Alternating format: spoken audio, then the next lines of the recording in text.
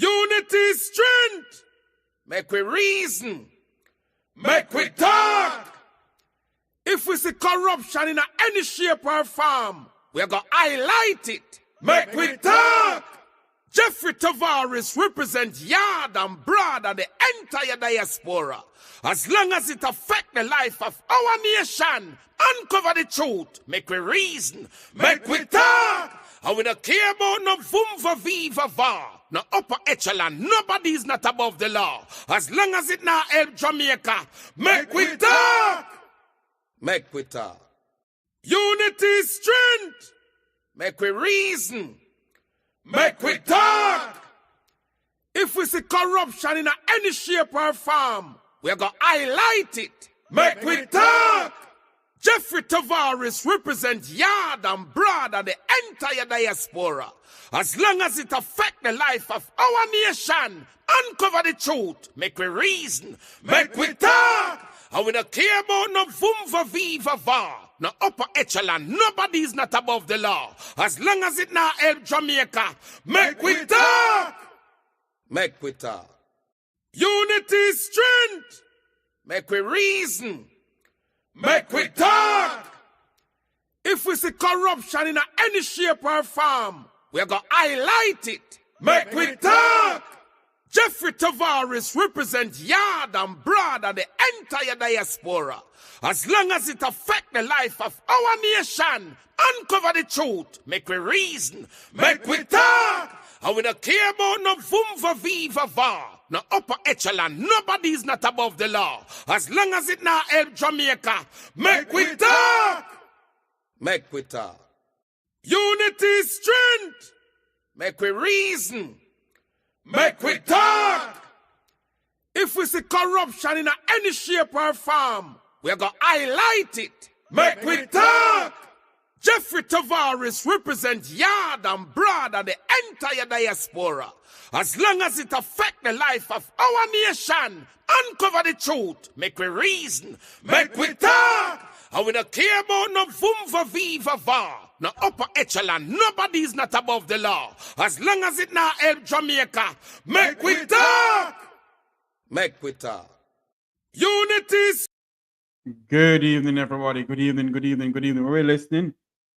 Wherever you're listening, watching from around the world and the Eastern Caribbean, it is now 6 o'clock in the land of wood and water, 7 o'clock somewhere in the United States. Good night to all those in South Africa, all our friends and families over there in South Africa, and everyone else. Good evening to you all. Welcome to another edition of the Make We Talk program. This evening we have somebody who I'm going to introduce to you. I've always wanted to get her on my platform. And, you know, I'm going to admit something to her, but I can't do it on air. Cannot do it on air. She has some pretty eyes, you see? I behave myself. I welcome her to the program. There she is. Hi. Hi. How you doing? How are you? I'm fine. You hearing me clearly? Loud and clear from Negril Point to Warren Point. Tell everybody who you are. Hi, I'm Kamala Forbes Thomas. Some people know me as the Right Mango, Yes. but I am Kamala Forbes Thomas. Yes. Dr. Kamala Forbes Right. Thomas. That's right. Somebody use their doctorate. Use your own too. Some of them buy it. And buy it. That's right. That's You know? right. Yeah. Welcome to the Make We Talk program. Thanks for having me. Thank you. I appreciate it. You're welcome. There's a political climate going on in Jamaica where they're accusing people of stoning JUTC buses. I see members of the People's National Party, Denishka Williams. Now I see Senator Janice Allen, my good friend Christopher Henry, and I think my other good friend Gabriella Morris. They're tearing down their signs. Yeah. So there is something. Dr. Dawes as well. And Dr. Dawes, Dr. Horton. Yes. Quite a bit of them have been torn down. Before we get into that, your take on what is going on now in our country where the Prime Minister taking so long to call the election. Your take on that, right, Mango? Well, Dr. Forbes. It's all right. Kamala will suffice. Okay, But, Summer. I'm not surprised that he's taking so long because he is waiting for the tables to turn in terms of his favorability. Mhm. He has been declining, and if he's not in free fall, he's been stagnant. And everything the JLP has been trying to do to get a bounce, it's just not working. This whole school bus saga is them again trying to get a bounce. They're trying to find something to bounce them. But you see, I've spoken about this. Most people would have realized that I've taken a step back from active blogging. Mhm. It's been a year now. It's been exactly exactly 1 year. I took a step back in July 2024. And at Mhm. that time I said to myself, the work is done. Because he has no bouncing back. I said it in one of the last lives I did. I normally have my live platform on TikTok and YouTube. I said it that he is basically in decline. He's in free fall. Yes. He's like an expired product or a product that has done its time. I explained that even with politicians, you have to view them as being products on the market. And Andrew, every product has a shelf life. I'm Sorry. still on. Okay. Okay. Mhm. So I'm back now. Yes, you are. Go ahead. Mhm. Am I hearing myself? Are you hearing me? I'm hearing you loud and clear. Go ahead. Not hearing you. Okay, what's going on here now? I'm not sure what's going on. I'm not hearing Uh, you, but if you're hearing me, just okay, you're hearing me. So while you sort out you're in on the audio, you're in on the audio, I'll just continue to see what I was saying. I was saying that from last year, I compared Dr. Andrew Holness to a product that has expired its yes. useful shelf life. Every product has a launch, an ascent, a peak, and a descent. And Andrew Holness is in descent or decline. People were questioning me about Mark Golding. I said, Mark Golding was a relatively unknown product that had to be launched. He's been launched successfully and he's on the ascent. Believe it or not, he's still on an upward trajectory. Nothing goes smoothly up. There's going to be ups and dips and ups. You understand? But it's on a steady trend upwards, whereas the Prime Minister is on a steady trend downwards. Every now and then he might flatten out a bit, but he's still trending down. Because Jamaican people have seen everything that Andrew Holness and the GLP and an Andrew Holness led GLP has to offer. It's been 9 years and we've seen it all. Anything that he's promising now, he could have implemented in the 9 years. And most Jamaican people, we have a silent majority that Yes. they're watching and they know exactly what is happening. We tend to underestimate the people, the electorate, but the electorate knows exactly what is happening. They see everything at face value. So all of these tricks that um, the prime minister has that he's using, it's not getting him anywhere. That's just my humble opinion. That's not to say that it's going to be a walkover for the PNP. But as far as I'm concerned, this election that is up and coming is the PNP's election to lose. Mm. Yeah, Are you hearing me now? still not hearing you. I'm not sure Can you hear me? why. Okay, audio You testing sure you mic might one, two, not three. on? Oh, okay. You hearing me Right. now? Yeah, I'm hearing you now. Okay, all right. Um, we must know that this election is one of the most consequential election in Jamaica's history. And when you see all these things going around where the prime minister has the political ombudsman in his office, now you have videos of Janice Allen, Senator Janice Allen, is calling out the mayor of Montego Bay. I want to show you a video here. Okay. Go. So I'm at the corner of Union Street and St. James Street, where I had a poster right here, actually two. But the mayor has decided to take it down. I'm not sure why. I'm Janice, yes. And the mayor take down my sign again. I don't know why they would not stop bothering me. Anyway, we're not going to major in the minor. We're going to focus on winning the seat. Elections are not won by signs. They're won by votes, ballots in the box. So I'm going to be focused on that. So the message is clear. This big girl is going to deliver, and this big girl is not going to be stopped by a sign being taken down, or 2, or 3, or 10, or whatever number, because I'm focused on the bigger mission, which is to deliver for St. James Central, deliver for Montego Bay, the city of Montego Bay, where I'm from. Remember now, turn to 45 St. James Street, right there, so. Right there, so. 45 St. James Street. We not go nowhere. Right there, so. All right. Now tell me something now. Between Janice Allen and Dr. Andre Horton, took the Montego Bay mayor to court, and they won. Leave the signs alone. What is really going on in this country?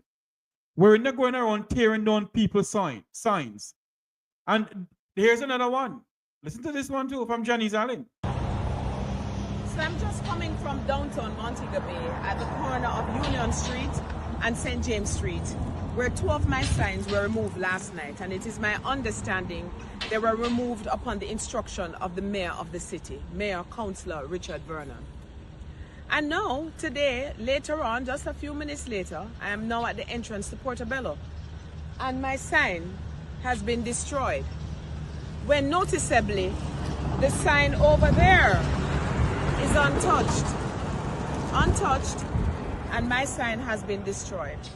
But I want you to come closer so I can tell you something. This big girl is not going to be deterred. I have no reason to be intimidated by any of these actions. I'm here to do real work, the work of the people, focused on the issues that have been pointed out by them that are pertinent to them. Issues like housing, access to housing, issues like proper water supply and roads in places like Portobello, which have deplorable roads. There's also the need for community recreational spaces and just general maintenance of communities. And then there's the real fact that there's accountability and the fact that people need to have a leader, a representative that they can trust, that they can approach and be able to access to do the work that needs to be done. So if the JLP believes that I'm going to be intimidated by this or any other action, they have another thing coming. Because remember now, this Bay girl, this born a Bay girl, is going nowhere. And I intend to deliver for the people of St. James Central. So this can't stop me. Nothing is going to stop me. The momentum continues and the work continues. We're focusing on putting the ballots into the boxes to ensure that we have a proper leader for this constituency. So that's it.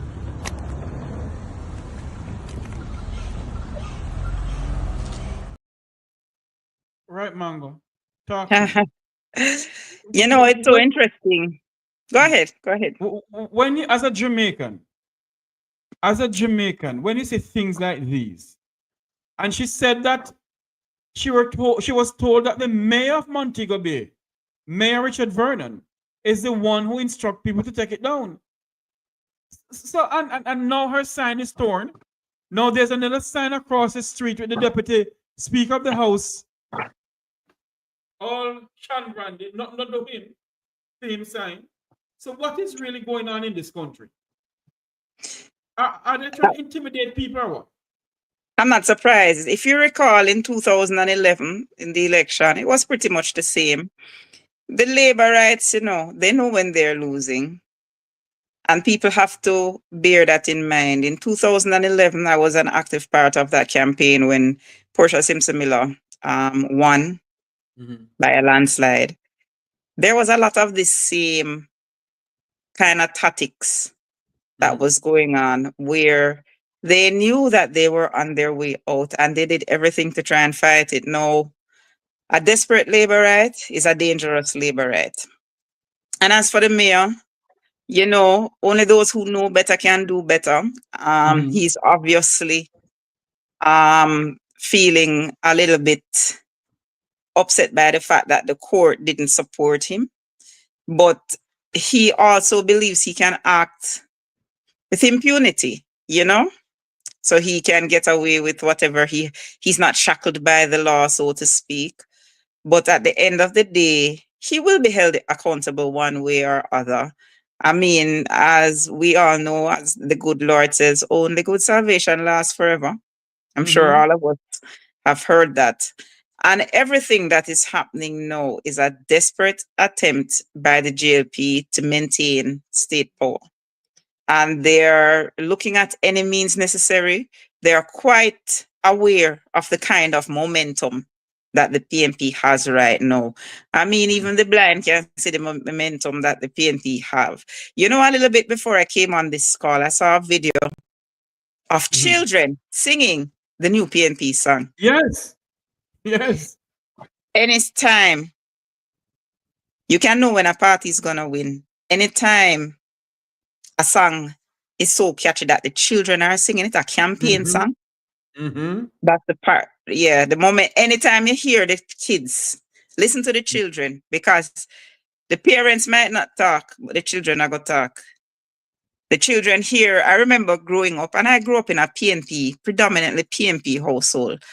Yeah. My parents weren't activists, but my grandmother was an activist. And so, you know, the parents kind of low-key supported. But as a child who listened to the talking in the house, listen to the conversation in the house, we know, say, we are PNP, you know, so when you hear the number of children out now, actively, proudly, I mean, they're coming with the message from the household, you know. Yes. They're coming with the message from the household. So the parents might not be loud and upfront with it, but the kids will tell it. So when you see the kids now supporting the PNP and them not have no vote, as we all know, you know that the parents are behind the parents are quietly supporting the PNP. So I'm not one to watch crowds. I've been in politics. I've been in politics for quite a while, some 20 years. And I'm telling you, I'm not one to watch crowds, but you have to listen to the people. You have to listen to what the people are saying. You have to just walk in on conversations and hear what people talk about, you know. And these are the things. These are the things that, you know, the government is on, and they know it. You know, as I said to you, Jeff, they already know it, and what they are doing now is almost lashing out because they know the writing is on the wall, and they're miserable bunch. Everywhere they go, they're a miserable bunch. They're just miserable. We're talking about Senator Janice Allen sign and everything. We're gonna go back to Senator Allen sign in just a moment, but I want to ask you a question, because you have been in the political, you have been in the political realms in Jamaica for many years. The Portia Simpson thing, you have been there when Dr. Peter Phillips was there and everything like that. There is a thing going around on social media that is the Rise United running the PNP. And I'm saying to myself, a friend of mine is doing it, you know, a good friend of mine. And I said, I've lost, I won't say respect for him, but he's a well-known journalist, you know, who I don't call his name on air here, who has done his journalism work well, but he has some people corrupting him, like the current cross. It's interesting that so many of those people who used to call themselves resistance have defected to the JLP. Now, the world knows that I was never a supporter of Dr. Peter Phillips. From day one, I've always been a Portia Simpson Miller, an avid supporter of her. And it's sad that we have a party where democracy can't reign. But, you know, I tell this story all the time. In 2019, when Peter Bunting lost to Dr. Phillips. It was Peter Bunting who called me and told me, listen, stop your foolishness, fall in line. It was Peter Bunting who did that. You know? So it's very interesting to talk about the rise and the one PNP when in Mark Golding versus Lisa Hanna, many of the people who supported Dr. Peter Phillips supported Mark Golding, and many of the people who supported Peter Bunting supported Lisa Hanna. And there was no distinct Rise United or one PNP anymore, because Golding's campaign versus Hanna's campaign were comrades aligning as they saw fit. Some of us, of course, supported both. But there were lots of others who were active members, like, for instance, Patricia Duncan Sutherland, who supported Dr. Phillips and supported Mark Golding. Right. And after this has gone and passed, a lot of people, a lot of comrades who are standing with Mark Golding right now, in terms of being by his side, supported Lisa Hanna. You understand? Because listen, let me tell you, and I tell these stories every day. It was Mark Golding who basically suppressed us from fighting for him in the social spaces, when all of these people were attacking the comrade leader, attacking the GenSec, attacking the chairman, and we were trying to defend them. It was Mark Golding who said, no, leave them alone. You understand? So I find it strange when we're still hearing about Rise United versus one PNP, when really and truly it mixed up so bad now that you don't even know who was what anymore.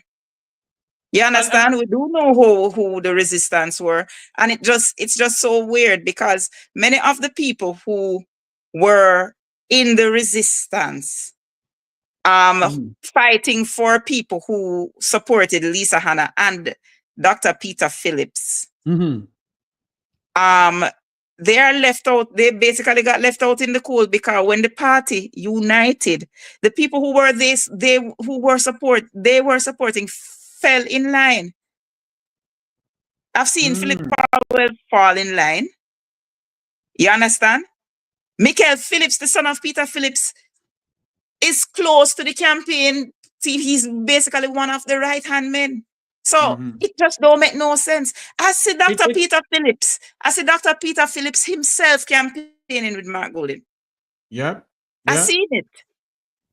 And this is how do you know if the person you are campaigning for is no working with the leader? Then that's why I will heap of them defected the JLP.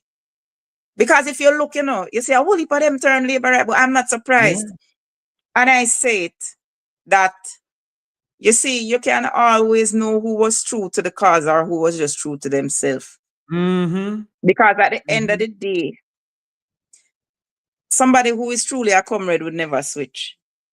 We'll probably lay low, but we don't switch. True. And I tell the story all the time that while I didn't support Peter Phillips the night before election, my granny dreamed me and said, you really not go vote? I get up out of my bed so early the election morning, 6 o'clock. I was one of the first people at the polling station for go vote. Stand up in the sun and go vote.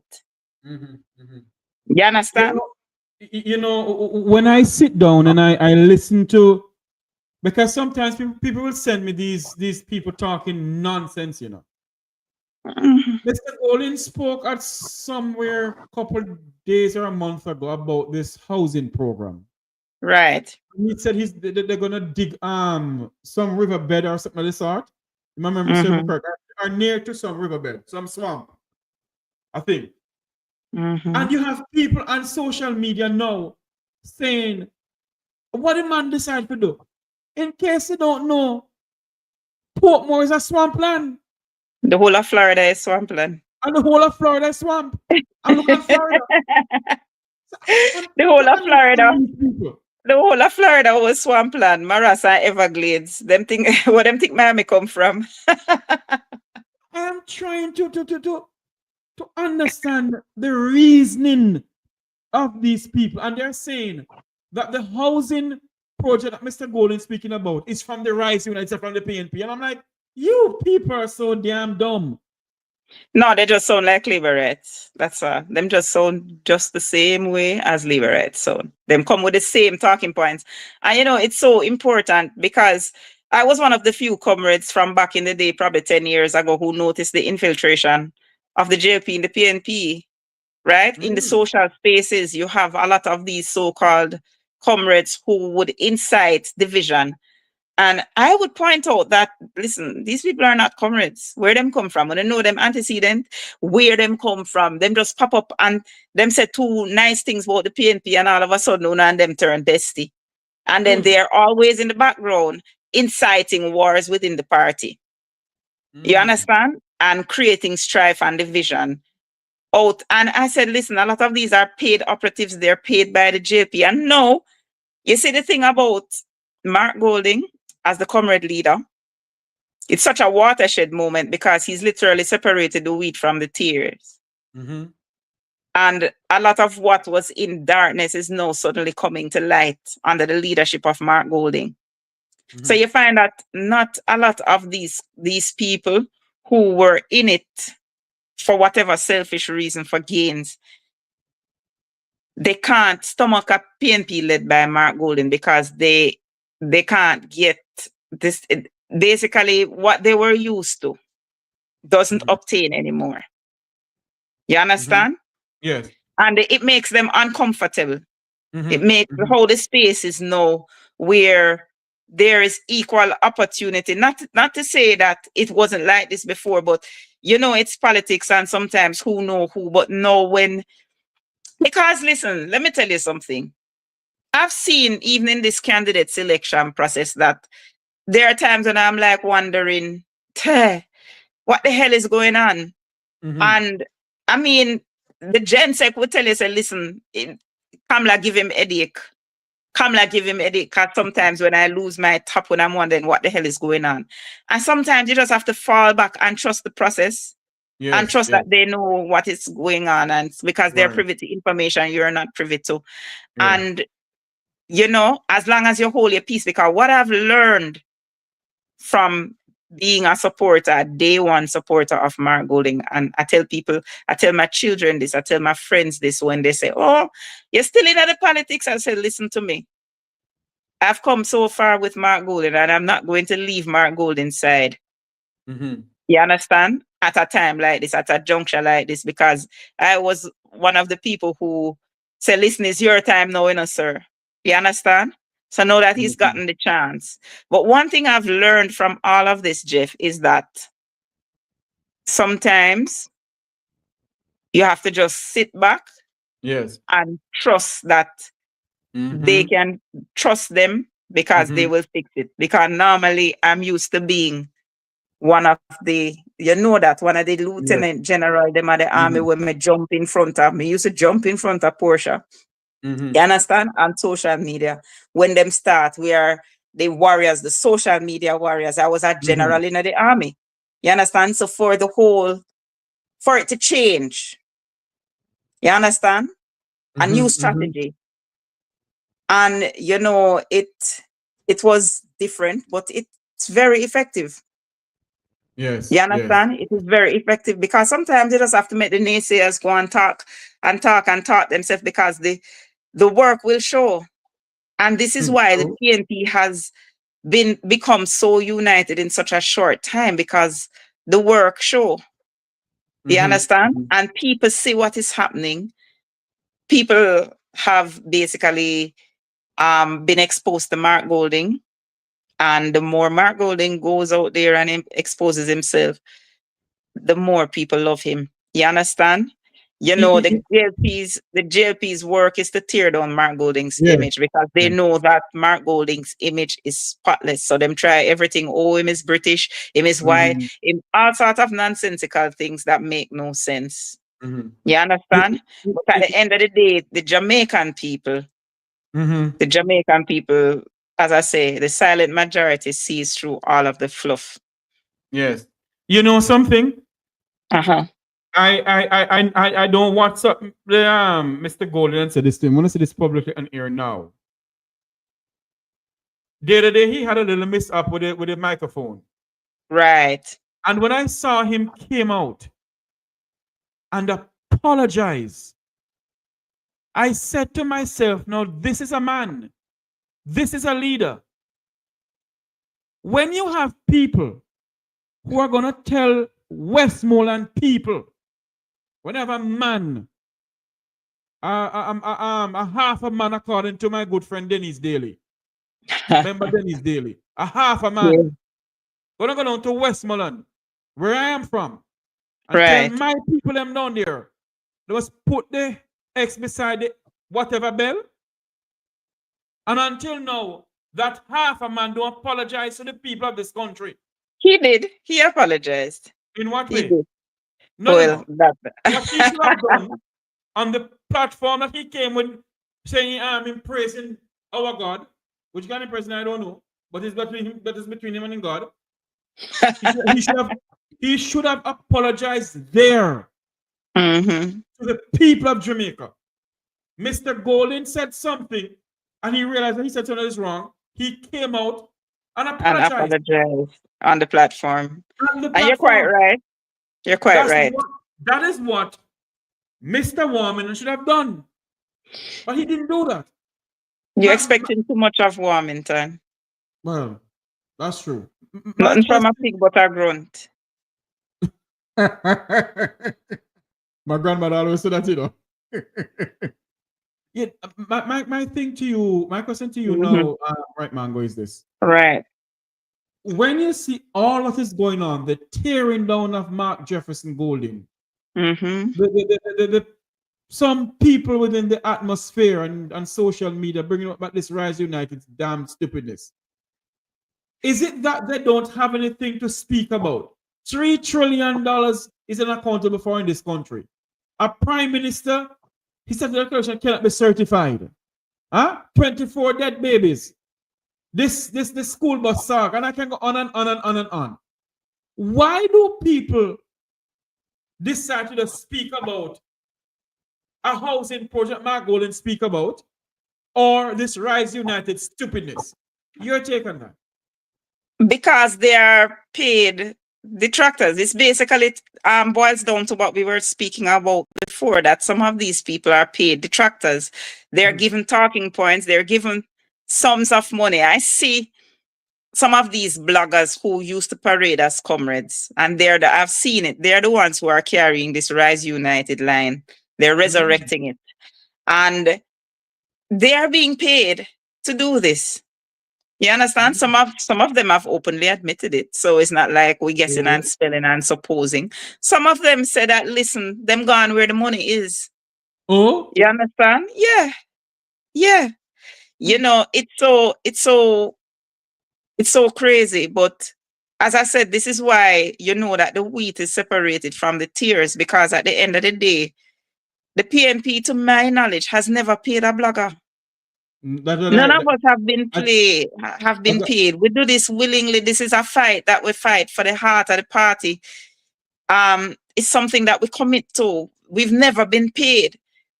Ram Williams of blessed memory, one of our great bloggers who did so much, basically created the TikTok army, and you know that the PNP dominates that space. Yes. He did so much. He ended up passing away, and we're so sorry. I mean, he passed away 2 years ago. Yes. And it's just such a shame at the age of 29. And he was, I mean, one of our trailblazers. I'm just so sorry that he never lived to see what we have become. You understand? Yes. Because he would have been so happy. He would have been so proud. But the fact is that this movement, we're not paid. You understand? So some of these people who doing this for likes and they're getting all of this, that's because they have no heart. This is not a cause for them. They're only doing this because of dollars and cents. For us, this is a cause. We want to rescue the country. It's not about individualism. You understand? So when you hear them talking about, these are talking points that they've gotten. Rise United, the talking points for them right now is to attack Mark Golding's character. They did this to me. Them assassinate my character because what they try to do is anybody who is loved by the people, they try to tear them down and assassinate them character. Right? Mm-hmm. A lot of people loved me in 2018 and 2019 when I basically supplied thousands of people with papaya juice for dengue. So I got a cult following from that. And what did they do? They try every way to tear me down, to take me down. They assassinate my character, do say all sorts of stuff, make all sorts of posts. I mean, it was an everyday thing. And that's fine, you know, because basically we use that to propel us. I did basically decided to go back and become an academic. You understand? Mm-hmm. Because as far as I'm concerned, whenever people try to tear you down, which is what the party leader does, you just aim higher. You understand? So the more they tear him down, the higher he will climb. As what Michelle Obama said, when they go low, we go high. Exactly. Yes. Exactly. You know, I want to play a next video here for you. Mm-hmm. That I heard a former SSP of the Jamaica Constabulary Force, and I think you know who I'm talking. He's now in the JUTC. Oh boy. Up in the JUTC. And whenever I hear this man talk, sometimes I wonder if he's all. I'm not disrespecting. Why did he have to step down again? Anybody remembers? I remember he stepped down. Okay. And I think you know what he stepped down to. Mm-hmm. So that's why I wonder why people even listen to him. We need to know why was he forced to step down. Anyway, from his position in the JUTC. Okay. Because he accused members of the People's National Party. I mean, supposedly People's National Party stoning JUTC buses. And if my memory serves me correctly, they have been stoning JUTC buses based on how the drivers may bad drive people. Yeah, for several reasons. Yes, this man went on this man's station and have all this damn nonsense to say. Listen to this for me, please. Bus company. Well, I'm understanding this morning that sometime before 8 o'clock last evening, one of those new buses that were put into service yesterday was damaged, attacked on the boulevard. Yes, it's on the 32 route. We have with us the head of security at the JUTC, former senior superintendent of police, Radcliffe Lewis. Good morning, Mr. Lewis. Good morning, Mr. Yule. Are you hearing it? Dear listeners. What happened last night? Well, last night, the number 32 bus was on the way to Spanish Town with passengers and reaching Jewsland near to Mina Wilmot Bridge. Culprits attacked the bus with stones, damaging the windscreen. Luckily for us, no passengers got injured. And let me tell you something, Mr. Hughes. And this was one of the new buses, the new just commissioned. That was commissioned yesterday. Very new bus. Mm. We have over the years we have had stone throwing incidents. But to be honest, and I must admit to you, since 2024, when Minister Vaz and by extension the government announced that buses were coming, and after those set of buses coming, Mr. Hughes, the stone throwing incident has escalated out of control. And more so. Hold on there for me. Make I say something here, right, Mango? You, Radcliffe Lewis, you are in charge of security at JUTC. How is it that they're stoning the buses? How is it that diesel oil is being stolen from the urban transport company? And I know they can't find nobody with a thief the diesel oil. And you're going on really going to chat all this nonsense. Sometimes I wonder when you're going ready to shot if you're drunk. I'm so drunk all the time. I want you to listen some more what this man is saying because it makes no damn sense. Since the beginning of this year. Last year alone, last year 2024, we had 20 stone throwing. Hold on there. Mm-hmm. Stone throwing incident. Uh-huh. And let me tell you something. For the 7 months, Come on. This thing is buffering. Yeah, really. 6 months of this year. Let me put it a different way. Up to last night, we have had 41 cases of stone throwing incidents. Since the new buses arrived, morning, noon, and not morning, noon, and night. Because what they do, what the culprits do, is to use the night the cover of darkness. Under the cover of darkness. It happens sometimes as early as 4 a.m. in the morning when the buses are leaving Portmore and when they are leaving Spanish Town, they attack the buses. And what they do after they attack the buses, there's no way you can identify them. And they have certain areas that they escape in. I'm going to tell you the areas. To be frank, I'm going to tell you the areas. Central Village, White Mall. Then you have the Boulevard 6 miles up to Zedi Gardens. And the trouble spot is right at Jewsland. Then you have Seaview Gardens. Then you have Spanish Town Road down to 6 miles in the Riverton City area. And then you have 3 miles in that vicinity of Majesty Gardens of Acto. Then you have when you pass Cement Company going towards the airport and the left-hand side of the road and where you have that inner city or let us say socially challenged area. Right there. You hear what he said? Then Socialist area.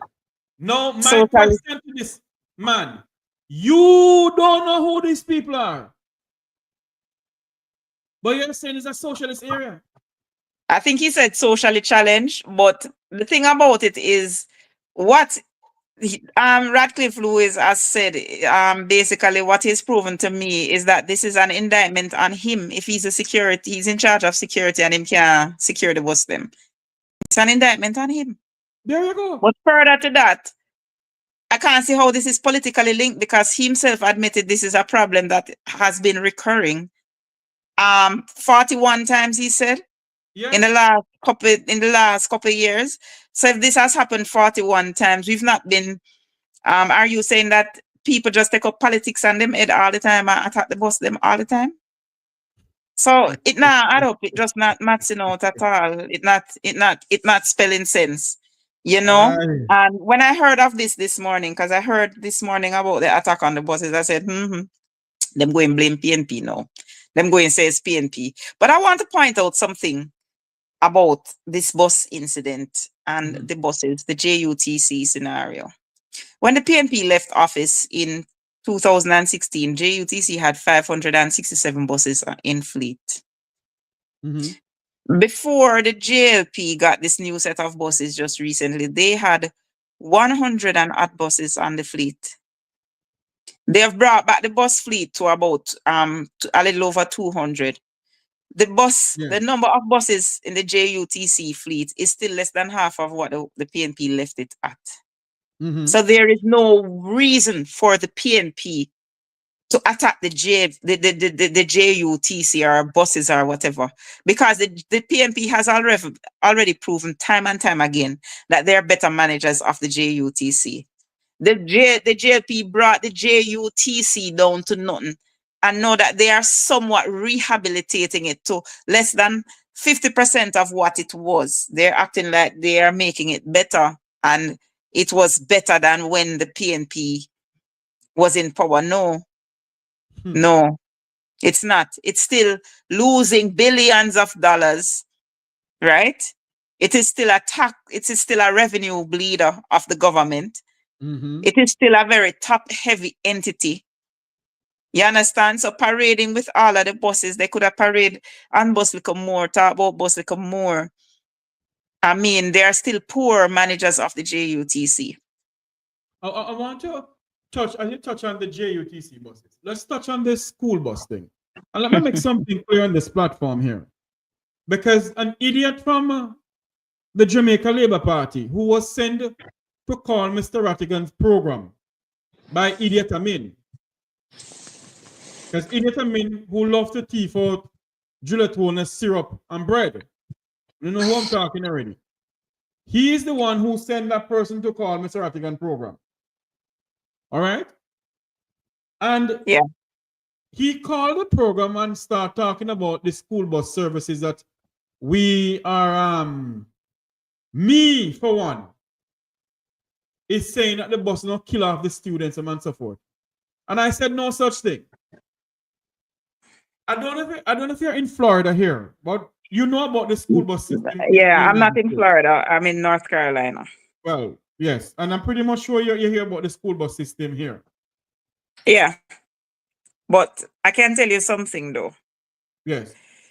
A few months ago, there was one of these buses that left Columbia, South Carolina, to come up to Concord in North Carolina, where NASCAR is. It was a school trip, and it was taking students to NASCAR. The students arrived at NASCAR, went, and on their way back to Columbia, South Carolina, the bus, one of these school buses that should have been decommissioned, I think there was an issue with the stabilizing bar and the tire ended up blowing out, and a child lost his life. A 14-year-old middle schooler lost his life in that incident. Whoa. And the powers that be that was in charge, the city commissioner, the school commissioner, everybody, it was held to pay for them because of what happened. Because basically they were accused of not decommissioning that bus. They still have it when they, of course, you know how journalism is here in the States, them dig up everything. Yes. You understand? So they go back and find how everything went wrong with the bus and how many times they were told that the bus should have been decommissioned, right? No. We know that every couple of years in the States, the buses have to be changed out. Yes. The shelf life, they've outlived their shelf life, and this is children we're talking about. So they don't want to put the children's lives at risk with buses that, I mean, they're at a point now where anything can happen. You understand? These are not regular cars that is, you get wear and tear. These are buses that traverse miles and miles and miles every day, dropping kids. So the wear and tear is greater because them do a whole heap of driving, right? For many, many years, handled by different people. You understand? Go through a whole heap of stop and start. You have issues with the braking, issues with the wheel. These are the buses that are here. These buses that have been decommissioned. You know, I did a video about this, and a Labourite came on my platform and said, the white people finished with it now, so it's time for the black people to use it. What a damn idiot. Yeah. And it just goes to show you the mindset of these people, how they think. You understand? They still think that it's okay to get the scarce benefits trickled down by Bakramasa. That's basically what I got from this interaction, that they were okay with that. You understand? What they don't understand is that in Jamaica, we have dangerous roads. We have treacherous roads, especially in, and I mean, it's crazy that somebody like Daryl Vaz is incapable of even thinking about this, because when he thinks about the roads in his constituency, he really thinks that those school buses can get up in them road there. That's what he thinks. Up in a Buff Bay Hills, up in a Swift River, up in a Swift River Valley. It's like him don't understand the constituency where him and his wife have. And my family is originally from Portland. My mother's family is originally from West Portland, and my father's family is from East Portland. So I know Portland. And I'm telling you, them take these buses as the poster child for those. Listen, it's just a matter of time. It's just a matter of time. Do you believe, because I'm still doing some investigation, and this Saturday on Vatican's program, we're going to hear some more about the school bus. That they get. And we're not against the school bus system. Don't get us wrong, we're not against it. What we're against is the way they go about doing it. And the more Darrell Vaz speaks, the more he puts his foot in his mouth. Because he's saying that the transport ministry, not the transport ministry, the transport up here in Florida, they are the ones who certify the buses, and it's 25. They can say 2025, and then I'm saying to myself, if they decommission these buses, why are you telling the Jamaican people that the American Transport Safety Board is the one who authorized the buses they can't sell or whatever? Because they have 2025 and not go so. No, and the thing is, he's taking advantage of the ignorance of the Jamaican populace when it comes on to how the certification process works here. You know, that's what is happening. But, you know, at the end of the day, Darrell Vaz will eventually put his foot in his own mouth. He always does. It's just a matter of time. He always talks himself out of relevance. And so sometimes we just have to let him talk, because there is no way that these buses could cost 1.4 billion Jamaican dollars. Absolutely no way. That's the first part. Then for the old bus them, where the old iron them, as we call them. You understand? And no matter how they want to politic it, it is what it is. And, you know, it's so crazy because in the budget presentation this year, Mark Golding spoke about the RIDE initiative, which is PNP's way to combat the issue with transporting the school children in the rural schools. It was Mark Golding's brainchild to come up with a school bus system. But as usual, the JLP hop onto an idea, don't have any idea about its implementation, right? Bastardize it, and then cuss when the PNP say, well, this makes no sense, right? Because they come with like a sandcastle version of a palette. And then cuss when the PNP say, but what you did is stupidness, it makes no sense. You understand? It's like when in the 90s when PJ Patterson built the Halfway Tree Transport Center, and Hardishaw get up and say, well, we can do better, and came up with the Downtown Transport Center. You remember that? That is still a white elephant that is still not being used 20 years later. Remember that? Yes. Hold on there for me. We have a friend on the line who I think you want to talk to us. Good afternoon. Hi, Jeffrey. Yes, you're live on air, you know. I am? Yes, you want to talk to me off here?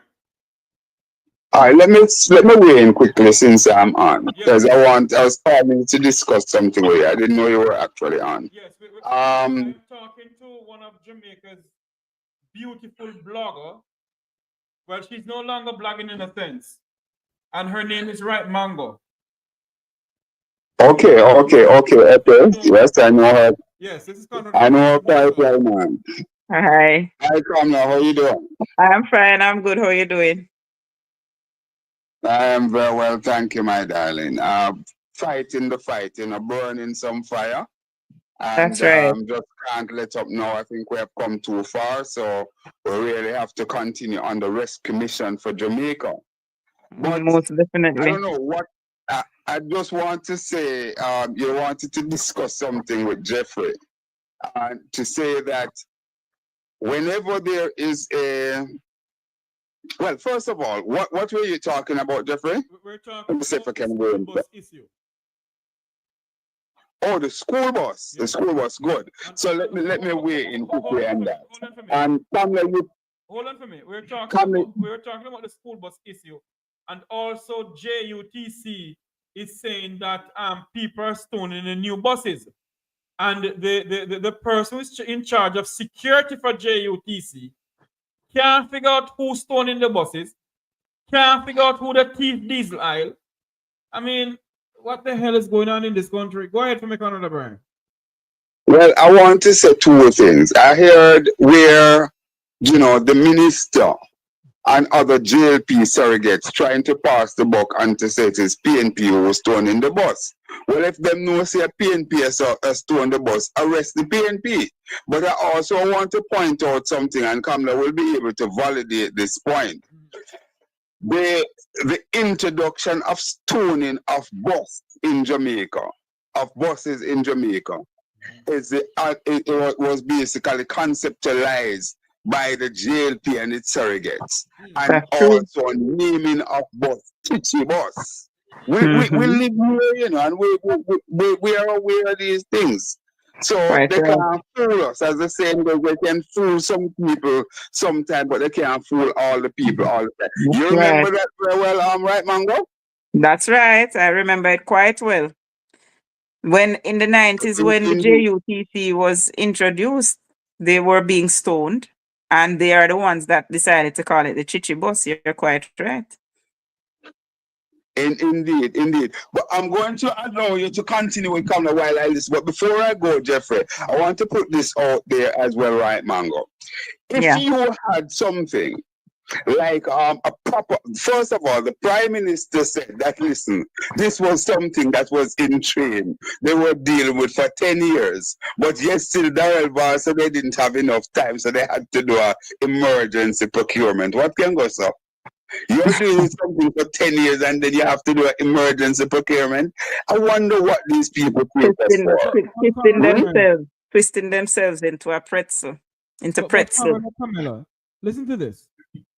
In 2017, of the August of 2017, when the former world-class Minister of Education, Roel Reid, along with Grace McLean, and another person, and a well-famous senator, Bernard, who was the permanent secretary at the time. Yes, 200 million Jamaican dollars were set aside for school buses.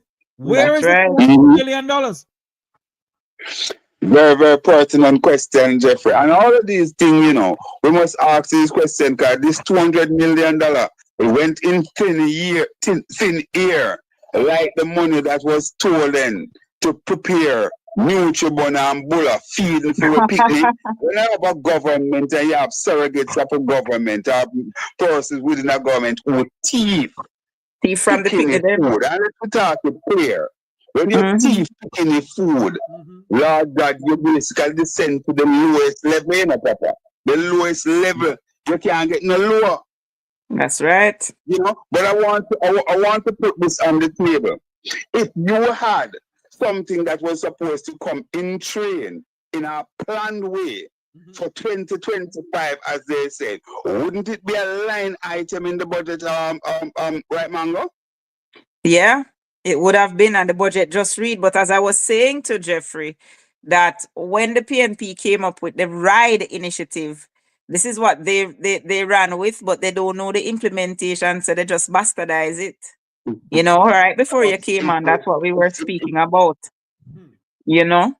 So this wasn't in the plan at all for them to implement, It wasn't in the plan at all for them to implement. As the comrade leader said, that ideas that basically promulgated by the PNP, whenever the JLP try to implement, they batch it because they are not cool or steep in things to benefit the people. So they don't understand the concept. And they run with it. And right before you came on, Conrad, I mentioned, I gave one example in the 90s with the Halfway Tree Transport Center when PJ Patterson had that constructed, and Shaw got up in 2007 and said, I can do it better, and came with the Downtown Transfer Station Center, which is still a white elephant to this day. Two bang belly goat kid down there. Yeah, that's right. We have some. We have some stray goat downtown, and you can't find two bang belly goat kid. That's right. Do you realize? Oh my God. Do you realize that we are here speaking about this school bus issue, and people are accusing us that we don't want to see the school bus? Hold on there, Conrad. We don't want to see the school bus or whatever. It's not Alpha's money, you know. It is taxpayers of this country money. $1.4 billion. That $1.4 billion could go towards the education system in this country to pay our teachers better, refurbish some schools. Or if he wants to buy school buses, the same people who he used to buy the JUTC buses, why did he use them to buy the school buses? I was about to say that he could have used the same JUTC buses as school bus. He'd never have to use them all American decommissioned bus. The same buses, he could have ordered the same exact buses that he's using for JUTC and carry them down. They go put them on the road and label them, paint them yellow and put school bus on them. At least he would have gotten more functionality out of them. Them same German buses instead of these all iron were supposed to decommission from when. Absolutely. I like to speak some language that people understand, Kamala, Jeff. You know, what happened? Had they gone the route of purchasing new buses, those buses, the process would have to be much more transparent. So that's right. They would not able to benefit from the kind of pop-off. It's about lining. It's the continuation of lining people's pocket. And that's what we have been seeing.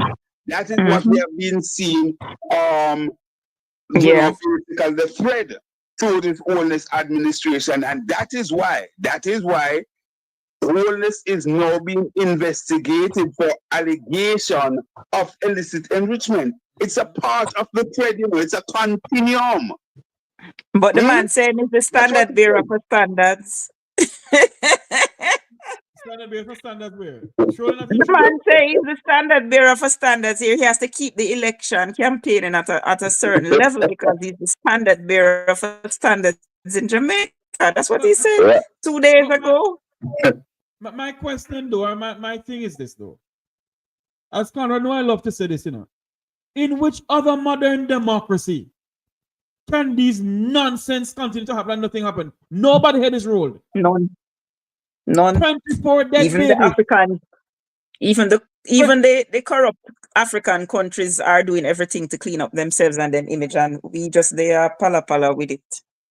24 dead babies. Absolutely. Hold on, Conrad. 24 dead babies. The minister is still Minister of Health. You hear nothing from the Prime Minister about it. You hear nothing from Babsy Grains about it. You hear nothing from you hear nothing from the female parliamentarians about this thing.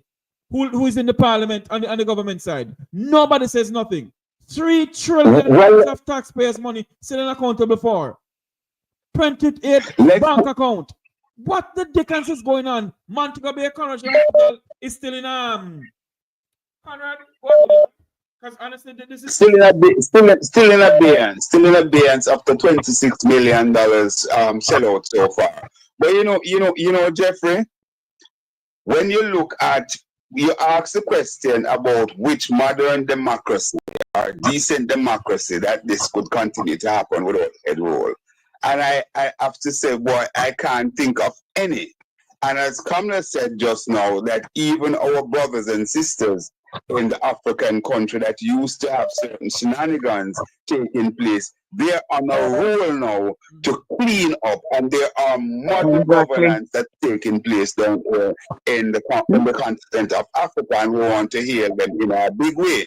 But I just want to put a little bit of context here as it relates to these 24 babies. It's not just 24 babies dead, right? 24 babies in 24 days. In 24 or in days. 25 days. So that's literally one a day.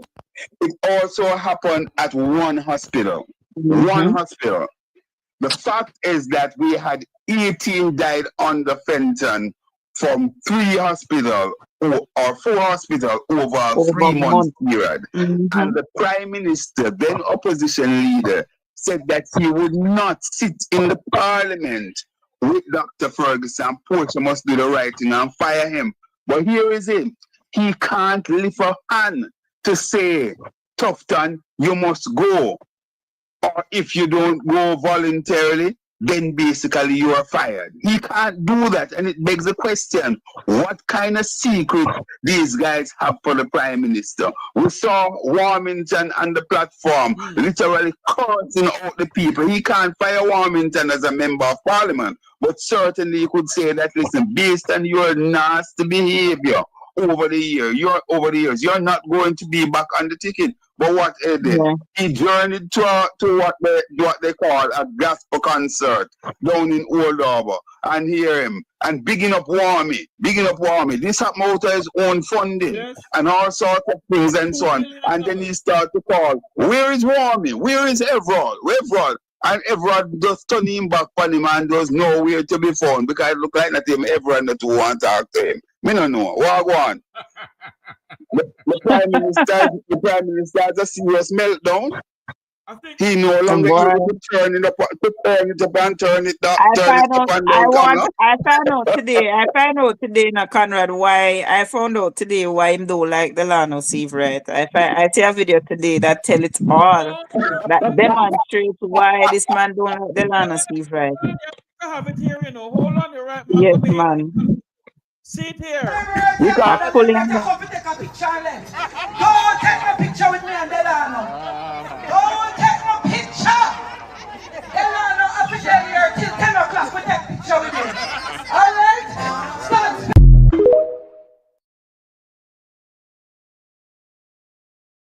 Intimate hug. Wow. Absolutely. I am accustomed to hugging ladies, Jeffrey, and I can tell you, I can only hug special lady that kind of way. Not you, Conrad? I tell you, so only a special person can hug me right there, and his name is Mr. Thomas. There you go. Because that hug underneath the belly parts there. That been over hug there. I don't know. You know, we're gonna do the listen to Jeffrey, behave yourself. The wheel and the behave yourself, Jeffrey. Put it this way. Put it this way, right, Mango, and you can attest to it. Every woman wants a special. Every woman wants a good body. That's it, go. I guess he's her body, her good body. It's a calypso song. Yeah. It's a song. Yeah. Do you know that song? She need a good body. Yeah, man. I know that calypso song. You need to find it, Jeff. every woman need a good body. Was it Fab 5? Was it Fab 5? I think it was Fab 5, you know. YouTube will ban the channel if I do that. Okay, no problem. But I think it was a Fab 5. All right. It's yes, you're correct. You're correct, right, man? It's Fab 5. Yeah. So Juliet, now somebody picking it. Somebody picking it too. Listen to each his own, you know. I'm not telling her she's at the time in her life when she needs a little extra attention. Yeah. So I'm not telling her anything. And the kind of relationship that she has with her husband, maybe those things are quite fine. So I mean, in these modern times, a lot of non-traditional marriages exist, you know, where people are comfortable enough to explore other options. You think that would bring any joy to a certain female out of the parish of my birth, down the central part of the island? Well, probably she feel a little happier. Maybe that female from down in central feel a little more secure when she see images of this, you know, because now she feels justified in what she has been doing. So I don't know. It to each his own. This comrade of business in a labor right mixed up. That we're saying this is all in the realm of speculation. We don't know. Speculation. We don't know a thing.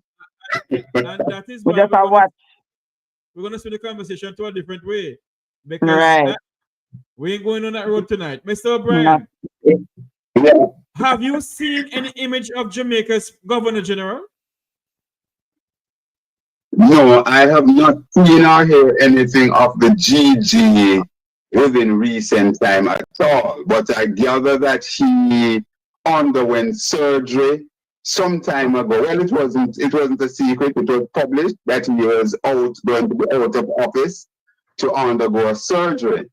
I have been hearing through various channels that the surgery may not have been as successful as they would have liked it to be. And let me hasten to offer my get well soon message to the GG, and I hope that he is really on the road to recovery, and he will be back at full strength and in good nick.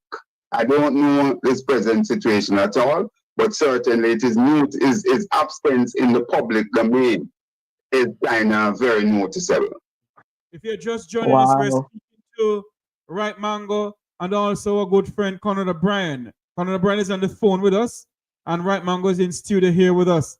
We're speaking about Jamaica's political climate, what is going on in our country. We see wherein Janice Allen is saying that, that her posters are taken down.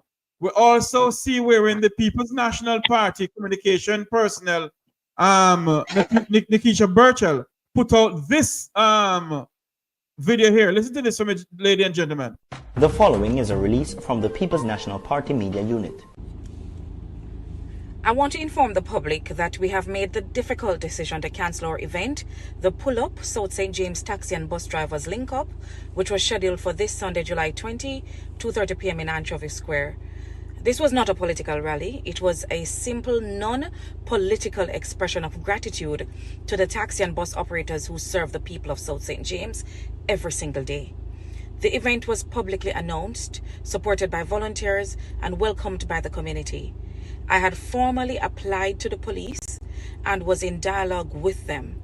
Based on what I was advised, there were no other events registered at the time, and the event was moving ahead. However, yesterday a flyer began circulating indicating that JLP leader Andrew Holness would be hosting a partisan area council meeting at Anchovy High School, just 1 minute away from our venue. This was not a national event. It was not publicly announced in advance, and to my knowledge, no permit was requested from the police before the flyer began circulating. Given the timing, the proximity, and the fact that the Prime Minister would be in attendance, the police advised that they would now be prioritizing that engagement and would no longer be able to accommodate ours. The time and location made it clear that this was not coincidental. It was a calculated political move, and it has resulted in the cancellation of a peaceful, long-planned event that was meant to honor some of the hardest working people in our society. The JLP had many options. An internal party meeting could have been held in Hanover, Mobay proper, St. Elizabeth, or elsewhere across the region. But they chose to target South St. James, not by accident, but in a clear attempt to prop up the feeble campaign of the incumbent MP. They did so in full knowledge of our plans and with no regard for the purpose of our event or the people it was designed to celebrate. This reflects a pattern. The JLP has never truly valued our taxi and bus operators unless they need them to bus in supporters. We see these men and women differently. We don't see them as tools for mobilization. We see them as lifelines, carrying our children to school, our elderly to clinics, and our people to work. They are the arteries of this constituency. To every driver, every volunteer, and every supporter, I want to thank you. Your value is not diminished by this cancellation. If anything, it reveals exactly how threatened some people are by genuine community leadership. We remain focused. We remain ready. South St. James is moving forward, and no political interference or intimidation will stop that. Very interesting. Hold on there for me. I want Right Mango and you, Conrad, to comment on this. I have to step away for about 3 minutes. Can you do that for me, please? Okay. Right Mango, you take over the program for a little bit for me. Step away for about 2 minutes, please. All right. Okay, go ahead, All Conrad. right, Conrad. Right. So, Yeah. I can safely say, I've been saying it for months, that this shows me how politicized the police force has become. I've been saying this for months, that some of the decisions that the police have been taking makes them come across as an arm, Conrad, of the government. They're no longer there to protect and serve the ordinary citizens of Jamaica, but they're there as a political tool for the government to carry out the wishes and the fancies of the government. Basically, similar to what is happening here in the US. You understand? We see where Andrew Holness has basically politicized police force. Because something like this that is already planned, it's an area council meeting.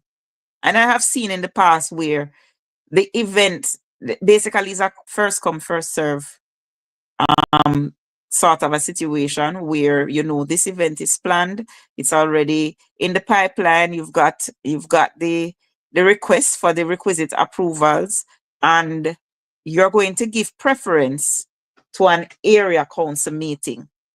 You know, I don't know. What is your take on it? All right. Well, I said this. You see, you started out there, Kamala, a particular way. And the truth is that one can't blame you for the conclusion that you arrived at. Certainly, the police, in this particular instance, have demonstrated that level of bias, so to speak, because I believe since that application was made by the relevant body in South St. James there for this event, and they were given approval. Right. Then whichever application comes in afterwards, then certainly the police should be duty bound to say to them, say, listen, no, even if it is the Prime Minister. Even if it's the Prime Minister. Police basically is in charge of operations. That's but right. They are supposed to basically guide the Prime Minister and the Jamaica Labour Party and say, no, we will not going to have this. And as you correctly said, we're talking about an area council, and we heard Nikisha mention it. I think this area council consists of St. Elizabeth, St. James, and several parishes. Therefore,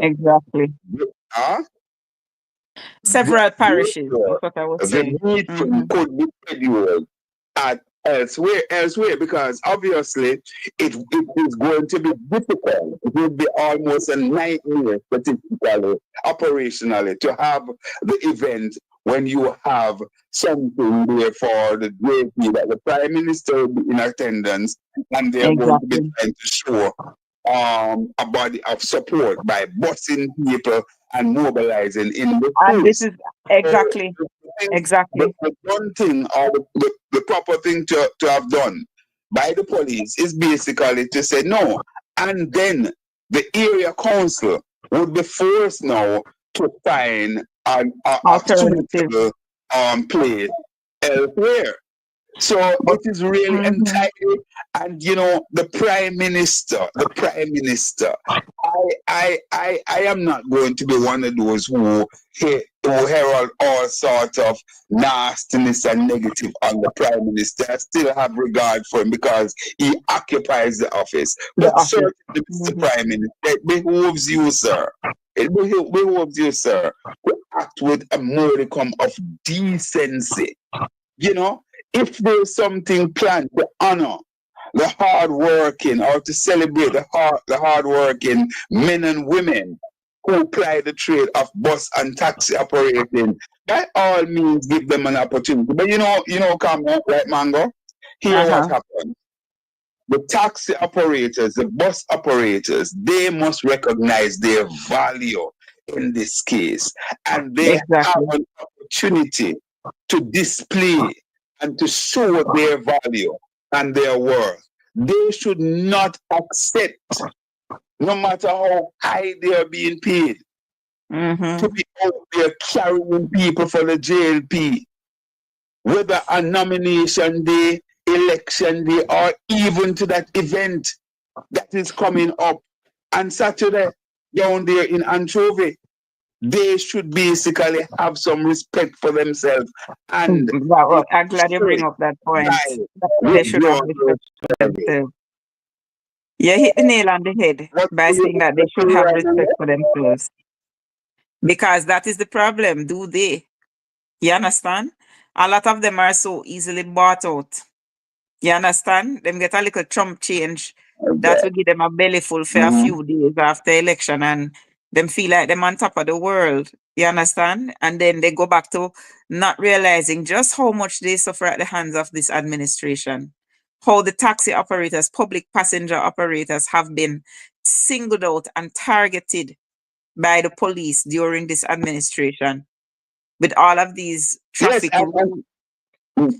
Yeah, all of these and in addition to that, Kamala, because the government is trying to sell this batch school bus system, you know, they know referring to the taxi drivers and the bus operators as rapists and murderers.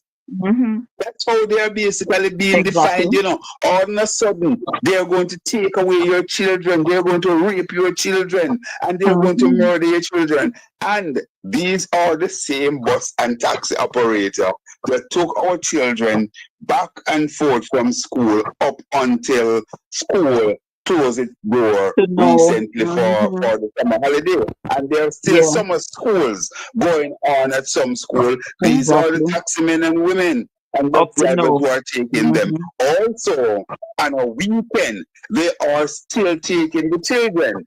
They may not be done in their school uniform, but they're going about their business in their nice civilian clothing. Eh? That's right. Isn't that so, Kamala? Exactly. Quite right. But what I don't understand, Mr. O'Brien and Camilla, is that those who represent the bus and taxi operators in this country, those so-called leaders and presidents, they said nothing. One of them was sitting in a meeting when they heard the individual refer to the bus and taxi men of this country that they're rapists and thieves, and he said nothing. Is that my good friend? Our good friend? Yeah. I'm not calling no name. All right, leave it right there. So. I hear he's good friends of the transport minister, so you know he's always at his beck and call. So whatever he needs him for, I don't know what kind of secret the minister have for him, but him have to comply forthwith.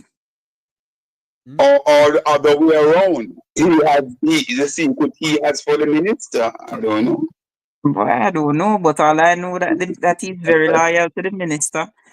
Much to the chagrin and dismay of the taxi men who, up until I left Jamaica, I mean, even since I've been overseas, they call my phone and complain. You understand? As a matter of fact, I think he coined the name for the minister, Action Man. That's right. That's right. So, while the taximen in his association suffer, and I hear a lot of taximen based on the last incident that happened when this new Road Traffic Act was passed, and they were at loggerheads with the minister. A lot of them came out to say that this man doesn't represent them. He doesn't represent them, and he doesn't represent their views. He's not interested. They're not interested in anything he has to say. So, Kamla, if I may, you did quite a bit of heavy lifting, you know, in playing a role to where the People's National Party is at this time. The unification, you know, the putting the work out there, using your own medium in terms of your communication to put out there and so on. Of course, I believe that this election will be done and dusted within the next 6 to 7 weeks or so. I believe it will be done, not called, you know, but done and dusted. Will you be on the rock to play your role and to ensure that you cast your vote? Of course. What kind of question that? But most. All right. I just died for this man to call the election. I'm dying for him to I call didn't the, hear that right, I Mama. was saying I'm just dying for him to call the election so that I can come and vote. Yeah, man. I Well, have to be there, and I'm I know still it's a in the rhetorical background, question, but even I though I ask might it not be, nonetheless. even though I'm not out, even though I'm not out in the spotlight, I'm still working behind the scenes. I'm still, you know, that I'm very, very loyal to the comrade leader and the Gen 6. So I'm still behind the scenes working. You know, I might not be Yeah, man. putting out as much content as I did before, but I still could do a lot of behind the scenes work for the party. I'm still very much committed, and I will be back in the forefront soon. You know, I've completed my studies more or less. I'm a perpetual student. I'm always doing some course here and there. I'm actually doing a short course now, but I mean, the heavy lifting of my academics is over more or less. So I am, you know, I'm back out there. I want to ask both of you a question. I want to ask both of you a question, Conrad and Camilla. Based on what you see now, there's no political ombudsman to say anything that we can go to pertain to what is going on with tearing down of signs and so forth. Is this election trending back into the 1980s? Well, can I might take the unpopular opinion, but I'm gonna say it anyway. When we had an ombudsman, what purpose did she serve? Seriously, apart from writing a letter, apart from writing a few letters and asking people to apologize, what real purpose did? And I'm not saying this because I don't support the role of the ombudsman, but what I'm saying is that when we did have an ombudsman, the office lacked teeth. So it makes no sense to have an ombudsman that can't act when these rules, these laws are breached. So even though it's glaring because there is no ombudsman, but at the end of the day, even when there was an ombudsman, if these people were doing what they were doing, they'd more or less get away with it because the office of, I mean, Warmington defied the ombudsman already and there was nothing she could do about it because really and truly her authority had no real teeth. And I believe that when the PNP formed the next government, one of the first things they need to do is to create legislation, to pass legislation to give the office of the political ombudsman more teeth so that they can actually recommend people for prosecution. You understand? When they do these things, they can actually make recommendations, call in the DPP or whoever they need to call in. You understand? But I think that the PNP needs to push for this sort of a legislation to not only bring back the ombudsman, but to give the ombudsman more autonomy, more power. You understand? Let me weigh in. You know, I agree with Kamala in parts, of course. Well, I wouldn't even say in part. Well, just that I would put my thing a little bit differently. Donna Parchment Brown, the last ombudsman or ombudswoman, right? She did her best.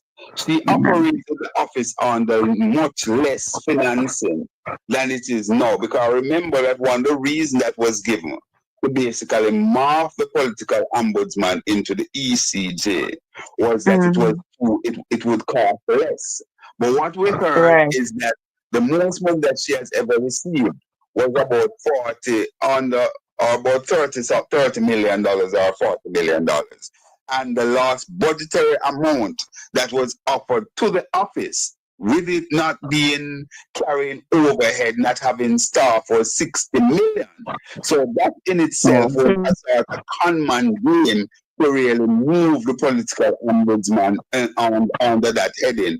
I believe it is one of the darkest days in Jamaica to have moved the political ombudsman into the office of the ECJ, because that in itself could have the ECJ tainted as to, intermingling with the politics. And for us to have gone through the years in terms of the heavy lifting, I like to use that word, to get our electoral system as pristine as we can, you know, to the point where we have been sought after to assist on other countries and so on. I think it's a dark day for Jamaica. I want to now agree with Kamala in a big way that as it relates to repositioning the office of the Ombudsman as a standalone office, that must be done post-haste with a new PNP administration, and the requisite legislation must be put in place to attend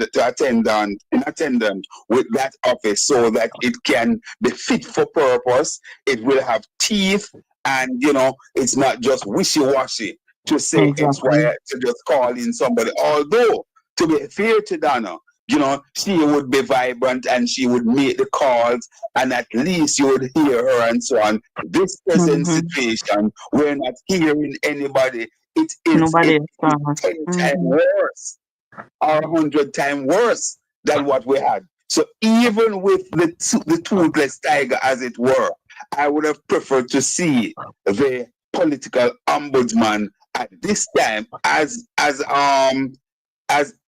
impotent as it was.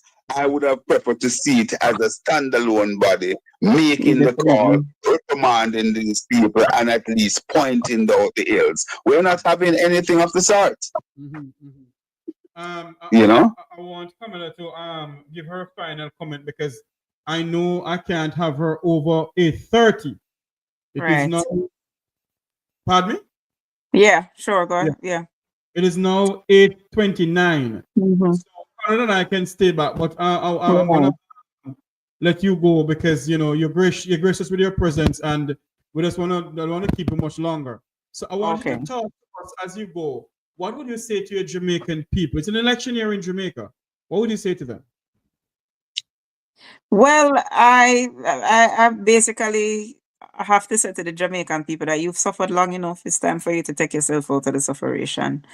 You hear about all of these things that's supposedly happening. You hear about all the benefits that Jamaicans are supposedly getting, but there is nothing tangible. There is no tangible benefit to you as people. You're not feeling this so-called prosperity. You're hearing that you're supposed to be benefiting, but nothing is trickling down to you. So it's time to do what you have to do. And I mean, get rid of these people. It's time. They keep using this slogan, choose Jamaica, when really what they're trying to say is choose to continue take Jamaican people for fool. You understand? So now is the time for you to choose the people of Jamaica. Right? Choose the people. Not just choose Jamaica. Choose Jamaicans. Choose yourself. Choose the people of Jamaica. Because time come for us to have a better standard of living. Time come for us to have functioning hospitals. Time come for us to have civil servants, teachers, nurses, doctors who are paid properly so that we can retain them. Time come for us to function as a livable society. It's 2025 now, people. It's time we stop suffer. It's time we stop suffer. Time come. Time come.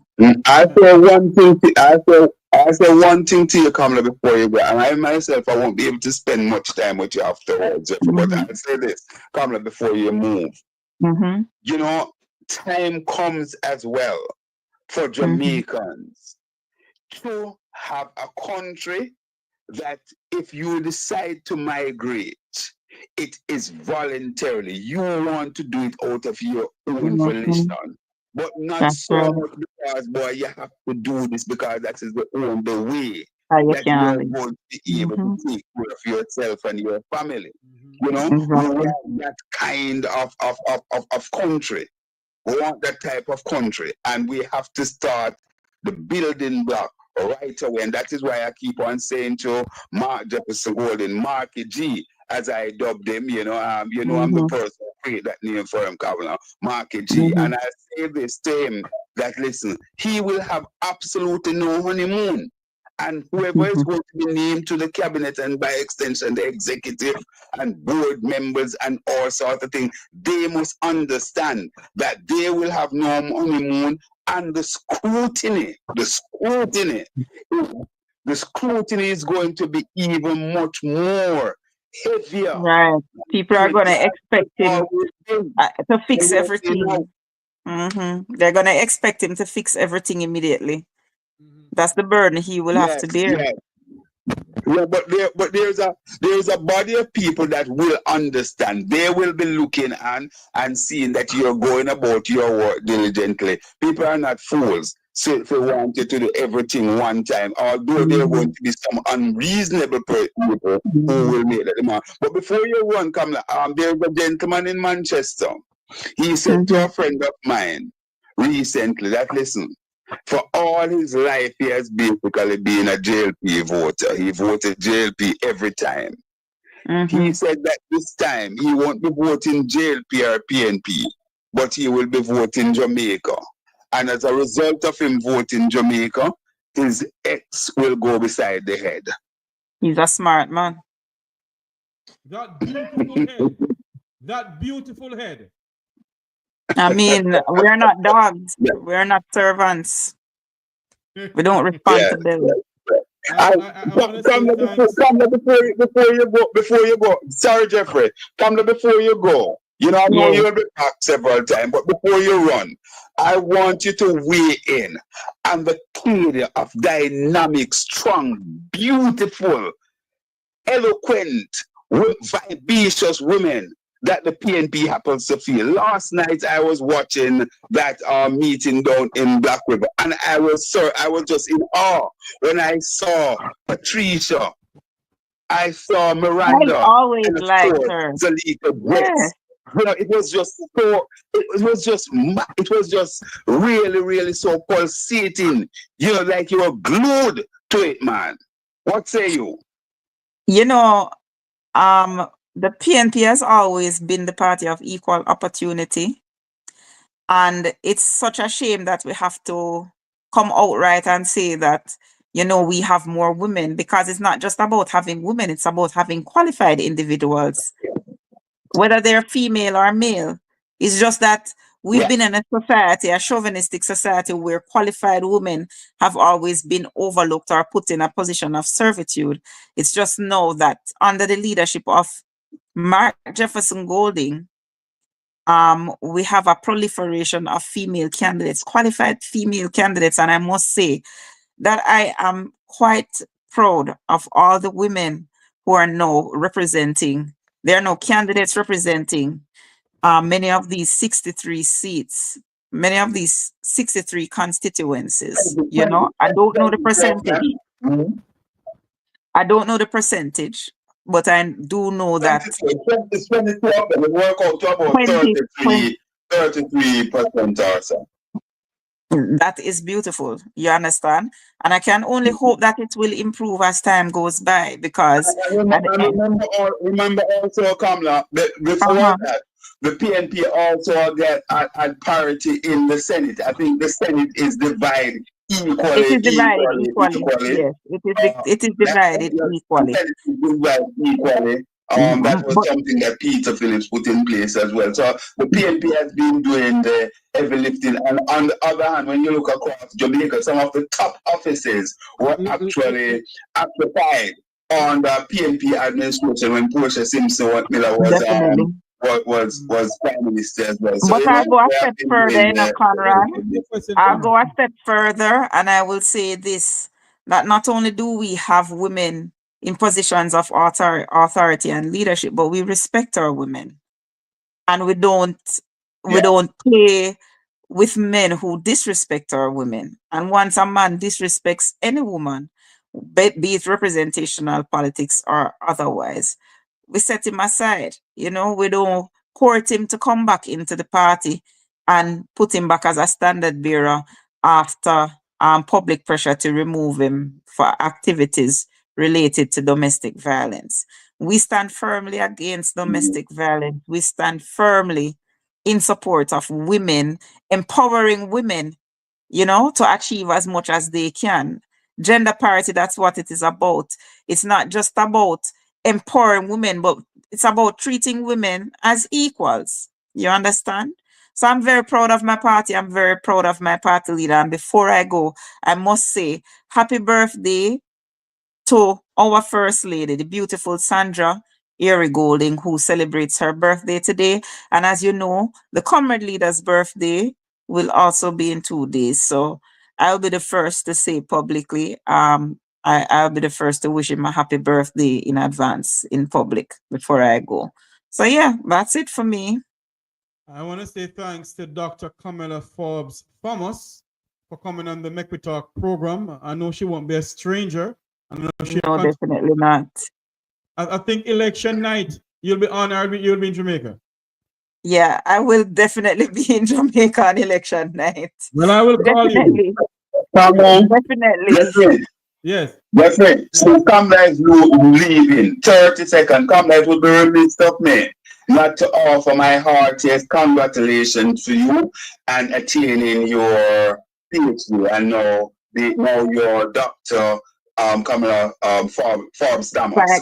Thank you so much. Thank you. But I don't have a PhD. I have a doctorate in physical therapy, which is a clinical doctorate. But thank you. Nonetheless, it's not any less of an accomplishment. Right. Thank you. Thank you so much. Blessings. Thank you. My dear, thank you so much for coming on. All right. Take care. Pardon me?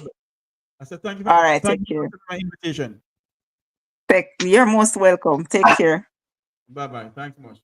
That was Dr. Camilla Forbes Thomas. She didn't buy her doctorate. She go to school for it. Like some of them go buy doctorate of what the place the name? Where Joe Biden come from? Up at Delaware. You have to behave yourself in the night, yeah. Hey, Jesus.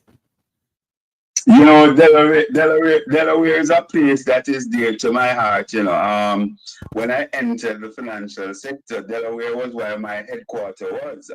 American Life Insurance Company, Alico. Yes. You know, so Delaware. We used to talk about Delaware so much. But Jeff, as we say, boy, me just call if you ask you a question, and I have a date. And I'm going to hit myself to go on that date. All right, sir. We'll talk. As soon as I come off, I'll call you. I don't get you. I said when I come off, I'll give you a call. All right. Cool. And remember, Jeff. Monday we have part 2 with Wickham McNeil. Okay, no problem. We're going to delve into the tourism aspect of his political career, so we'll share that with our listeners. Okay, no problem. All right. Bless you. Bless you. All right. There you go. We had Canada from News Talk 93 FM on with us. We also have Dr. Camilla Forbes Thomas who was on. There was somebody calling the program. Let me call about this person here. This is like a Florida number. They were calling the program. Let me call about this person here. We're listening, watching from around the world and the Eastern Caribbean. Hello, good night.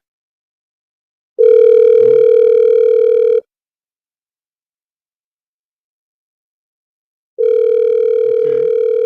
They're not calling them.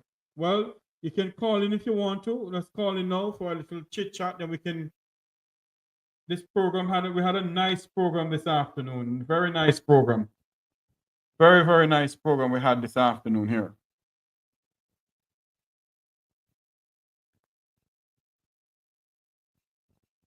Okay, somebody come up with this again.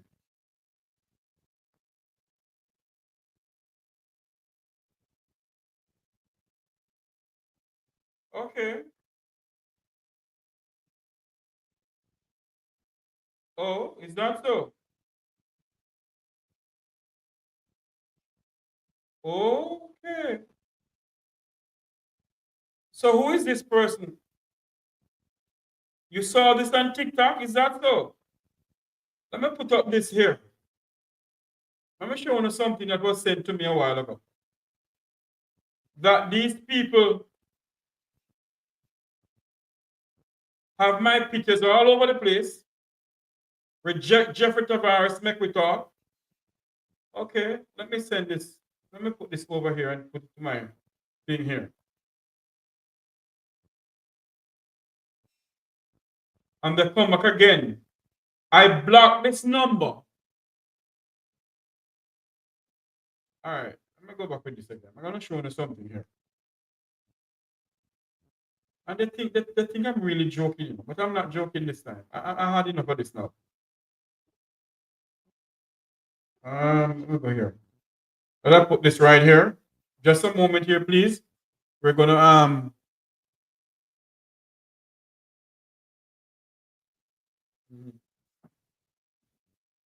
I want to show you something that people say they say on TikTok. This was not in the damn TikTok. Reject Jeffrey Tavares and the make we talk. I soon show it to you. Hold on there, people. I'm gonna show it to you.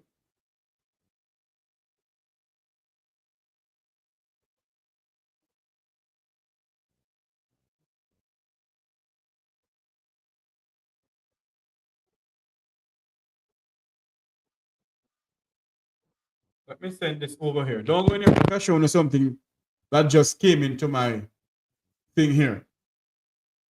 And they think that they can stop me from talking.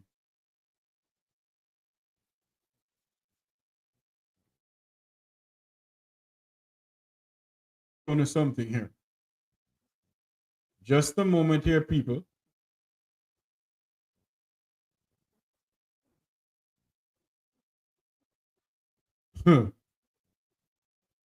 Oh Lord. And these people believe that when they do all of this, they don't realize that I'm getting popular. Oh my God. When they do all of this, they believe that they're stopping the Jeffrey Tavares and the Make We Talk program, you know. These jackasses don't realize that when they do something like this, I am getting more popular. Let me put up something and I'm going to see. Let me put up something here. Don't go anywhere. Hold on for me, please, people.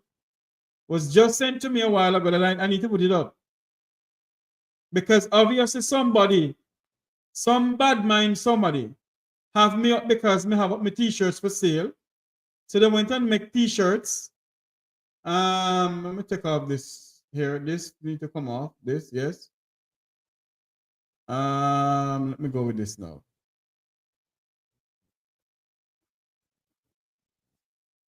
Let me do that. Come up with this now. Hold on there. This right here. This one too. And then this. Ah, this is funny. You saw that on TikTok. You think Jeffrey idiot?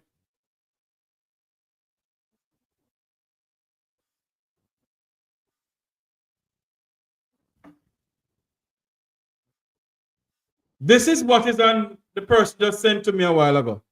They have a picture up, reject the PNP. Reject Jeffrey Tavares PNP. Reject bad mind. They have upon the picture. And I tell you something, you know. This picture here, that is down here. I can't keep my mouth shut. Because I think I know where this is coming from. Choose wisdom. Oh Lord, not propagandists. Okay. This is what is all over TikTok according to them. Yes, yes. You know, go ahead. Wilfred Rattigan, Wayne Lonesome, Jeffrey Tavares, and Isabel Rose, Andre Stevenson, the same person come up with it again. The dirty people from the PNP, from the JLP rather. Get your shirt now. $3,500, $22 US.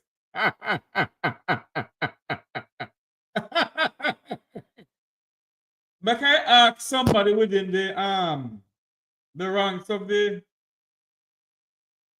security forces to check this number for me.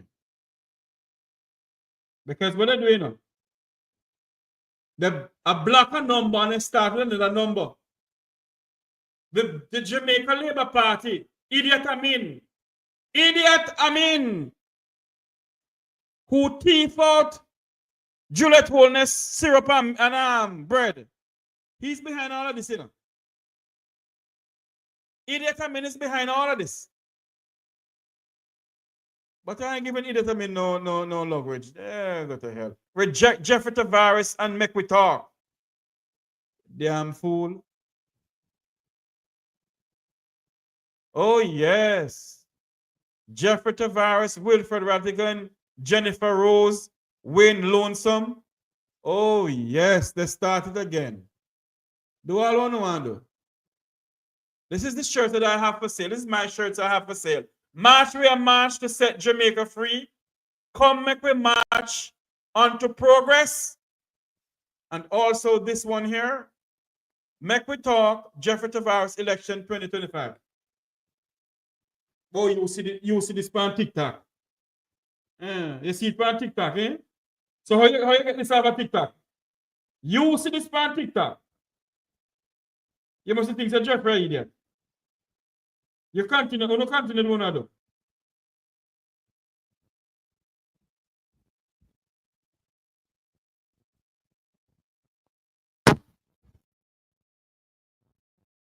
A student's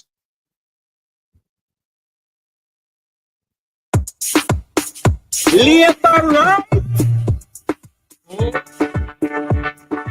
Jamaica Labour.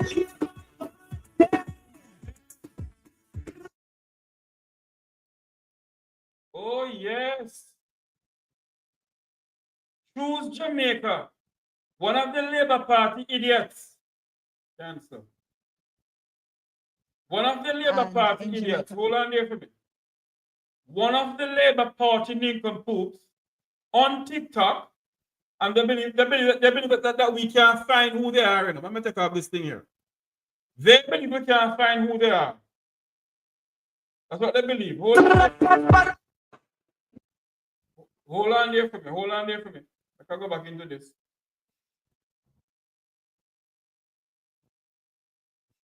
Okay, thank you very much. I know I'm going to hold on there. I can go back over here to this.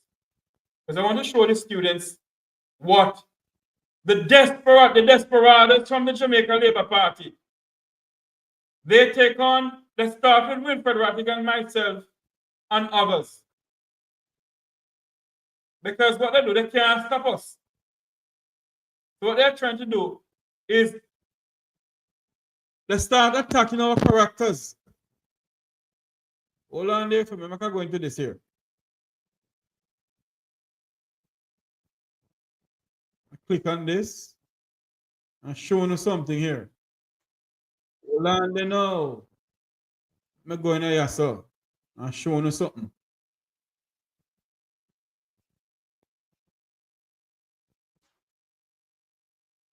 Yes, I'm waiting.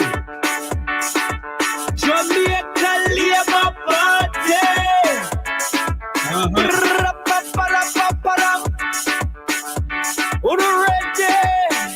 We have one. You see? Ring the bell. See there. Them can't run, them can't hide, them can't do what they Labour right, I go mash them up. Labour right, why mash them up? Why? Them can't run, them can't hide, them. What they did is to put up all of these t-shirts here. Reject Wilfred Rattigan. JLP choose Jamaica on a bunch of damn dunce and dodo heads. Reject Jeffrey Tavares, make we talk. I want to put up this and start sell it, see? Make us Jeffrey shut him out. For sure you say it's today that did this, because I did this video today. This video I did today. See it here? Mrs. Warmington. The mic was not working. See? The opposition leader said something. Hold on, see here. What about Mrs. Warmington? The mic was not working. The opposition leader said something. If he did so, see? It's not as if the opposition leader came out and cussed the bad word. You're going from this lady here, Jennifer. When he go on and go on with himself, so tell him can't go on no more. You know, in a sense. Okay, well, the American government will deal with all of the The Labour Party, I'm going to send a message to Mr. Holmes again. Labour right? Yeah, get your t-shirt, 3,500. Labour Party! How Wilfred Rattigan there? See there? Anti-PNP, JLP, choose wisdom. And they go on and they go on. Reject Wilfred Rattigan. And they go on and go on and go on. Where is the other one? Let me see if I can find the other one them. It's more than one happen, you know. Oh, let's see it.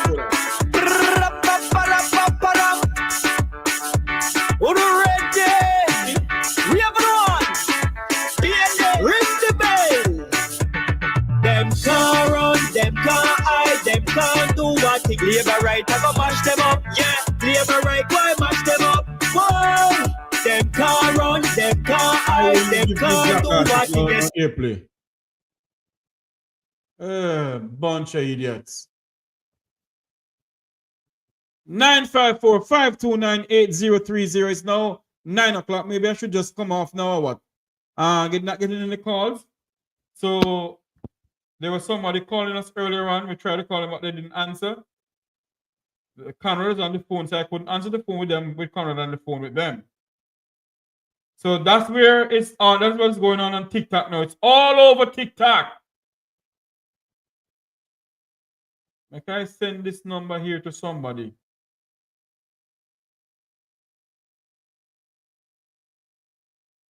Miss P. Miss P. Hello. Yes, Miss P. What's going on, darling? Yeah, what will I put up? Yes, ma'am. What then could have put up, then could have put round, and could have put down. Tell you no boss to call election. Argument done. Right? You know, so we don't win on no good.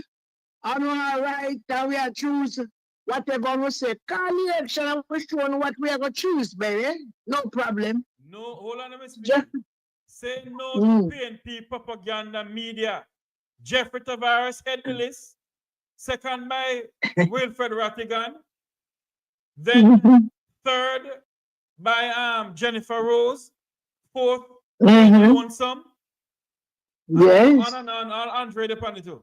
And they have a big t-shirt. Yes, reject Wilfred Rattigan. Yeah. Reject Jeffrey Tavares, make we talk. All right. Call election. I will make me see who we are going to reject the brother. Time on the day a chat. Call it. And make we reject who we are going to make sure who we are going to accept and who we are going to reject. Miss P, this person I've been calling from Eva. Make sure I get the person I call you back. All right, no problem. Okay. Good night. Welcome to my program. You're live. Hello, good night.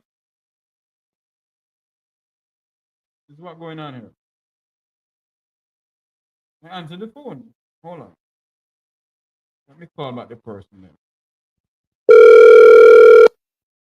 Hello? Hello? Hello? Yes? Hello? Hello, good night. Good night, Mr. Tavares.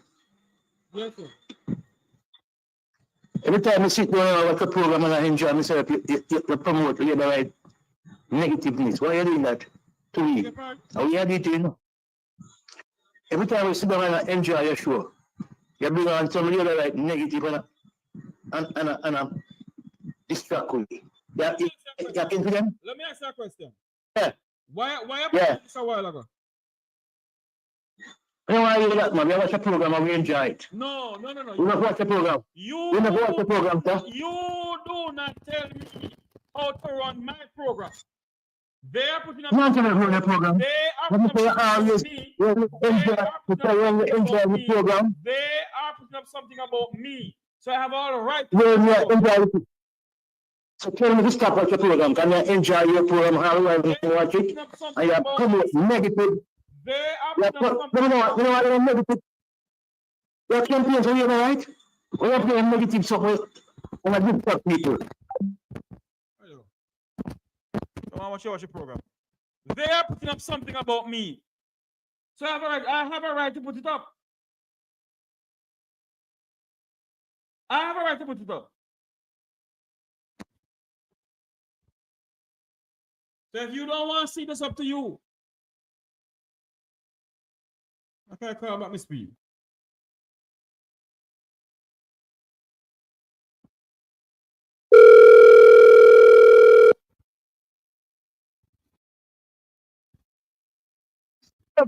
Yes, darling.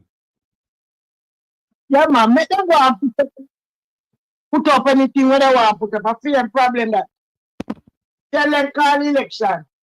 And you see, man, in man, shower man. I will vice versa, okay? You know me like about him. He not disrespect nobody. No, he does not. He does not. And He doesn't like listening. Right, Mr. Yeah. If I am putting up something about what people is saying about me, and it's affecting somebody, you know, call my program and tell me, say, me promoting the Labour Party. What is wrong with you people? They don't think, man.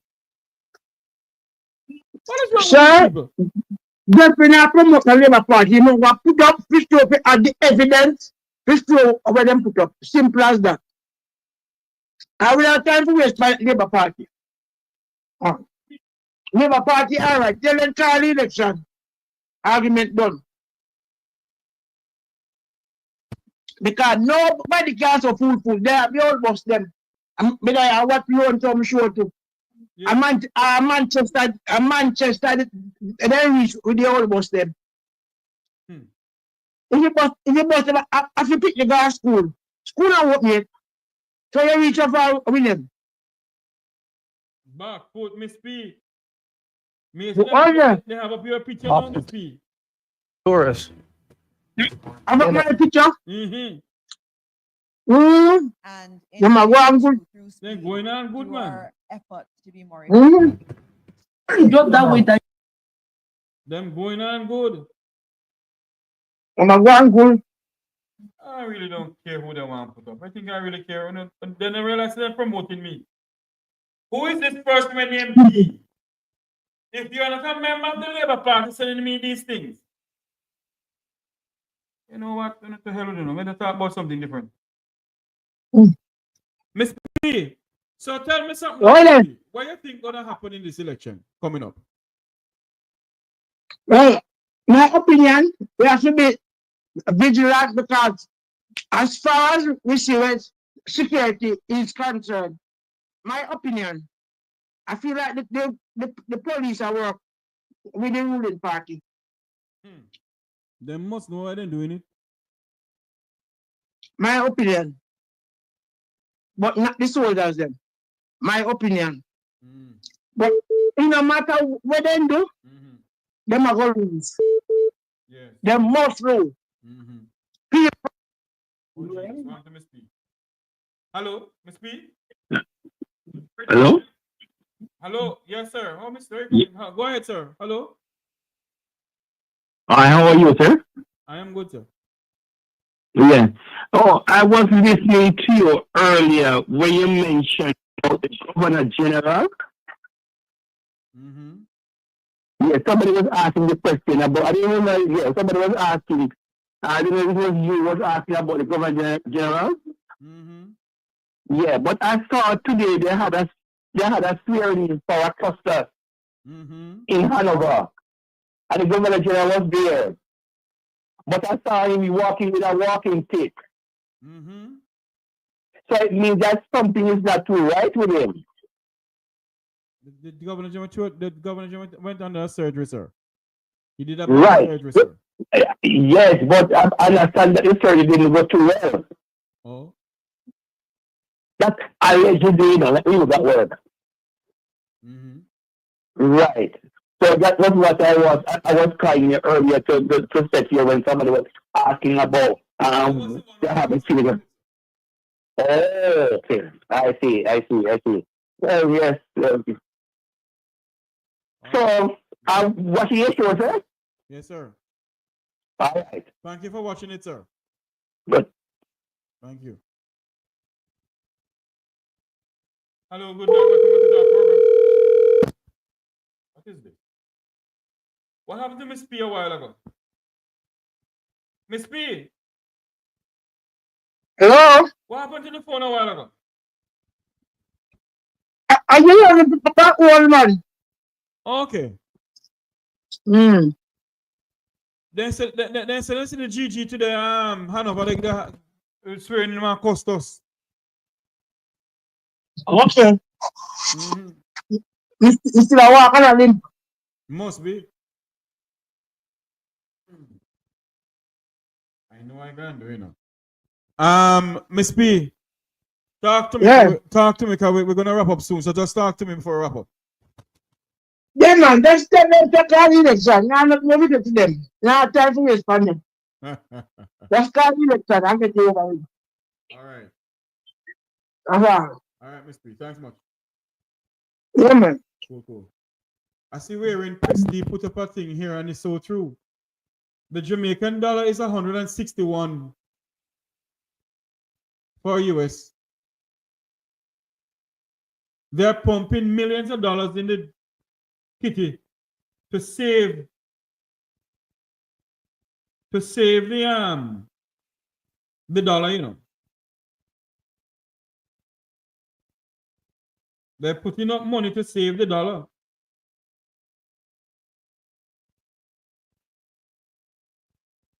But it doesn't look good.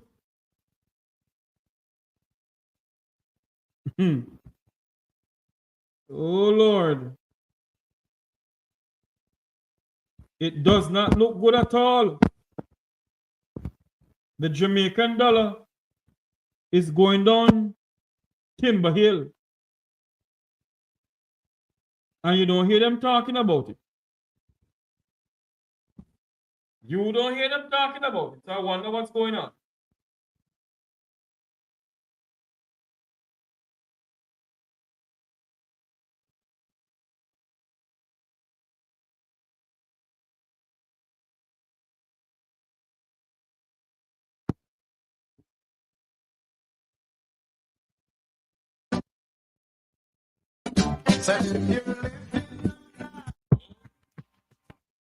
Miss P, if you live in a glass house, don't throw stone.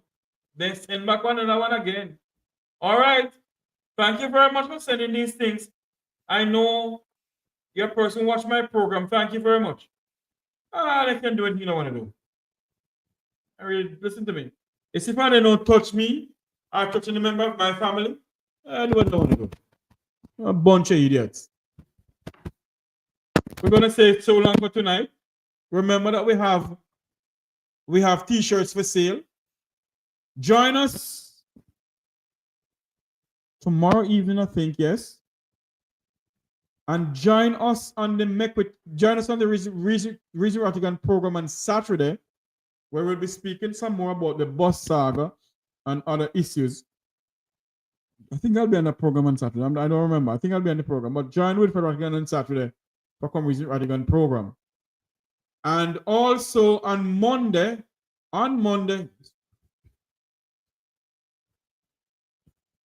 you're so correct. Chris D, give me a call. I could talk about this now, man. Chris D, give me about 2 minutes. Give me 2 minutes on the phone here. I could talk about the POCJ and the dollar sliding like anything and the silent on it. Can you give me a call, Chris D, please? 9455298030. Yes, on Monday of next week, my special guest will be opposition spokesperson on housing, Professor Senator Floyd Morris. He will be my special guest. And we are working on getting the former Prime Minister of Grenada to come on the program to speak to us about his views on the Caribbean Court of Justice. And also on Monday, this Monday, the Current Affairs program, Conor O'Brien and Dr. Duncan will be back on to speak to us about the county of Cornwall. We're doing it by county. That's the election toss-up, candidate toss-up. We're going to have that on Monday also. So come on over and we're going to discuss that. All right? Bless up everyone in the chat room. Remember to like, share, and subscribe to the Make We Talk program. Obviously, you know, this program has become a very important program, and it's hurting some people all over the place. So they put up all kind of thing on social media. But when you send all that, they don't understand that what they put up on social media, we can find the background of who. You could write, choose Jamaica some more. Your IP address can be found. What phone it's coming from, if you do it on a phone. So in case you don't know, it can be found. So you keep on doing what you want to do. And if you believe, say, if you get court order to get people IP address, you make a sad mistake. You make a sad mistake. So you keep on doing what you want to do. Anyway, propagandists, they call us, so be it, because we give the truth over here. We speak the truth over here. Cost it what it will. We'll continue to speak the truth, and they will not silence the Make We Talk program. They will not silence the Make We Talk program. They will not silence this program. Because we serve an awesome God. God protect us. Ladies and gentlemen, people, all my students in the chat room, may God bless you. Thank you all for coming over. Thank you all for being a part of this program. Thank you all very much. It's a pleasure serving you, the Jamaican people in the Jamaican diaspora. It's a pleasure serving you all. And I will continue to do so. Because God has put us God has put us here for a purpose or for a time like this. That's why He has put us here to speak the truth to power about what is going on in our country, Jamaica. And we're needed. And let me make it clear. For those who want to dub me a member of the PNP, so be it. I know where I stand. I know where I stand. And if I can't speak truth to power about what is going on in my country, without those idiots dub me as a member of the People's National Party, and so what if I'm a member of the People's National Party? So what? But we will continue to fight for the democracy of this country. We'll continue to speak the truth to the people. We'll continue to do research and continue doing research after research and put out the truth out there. So for those who want to put up what they want to put up on TikTok, go ahead and do it. Nothing to me. Nothing to me what you don't want to do. Because we serve an awesome God.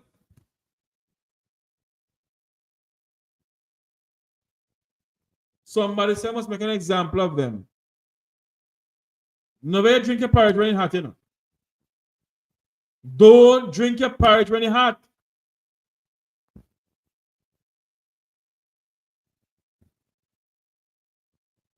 And somewhere in St. Matthew, chapter 5, it speaks about the poor.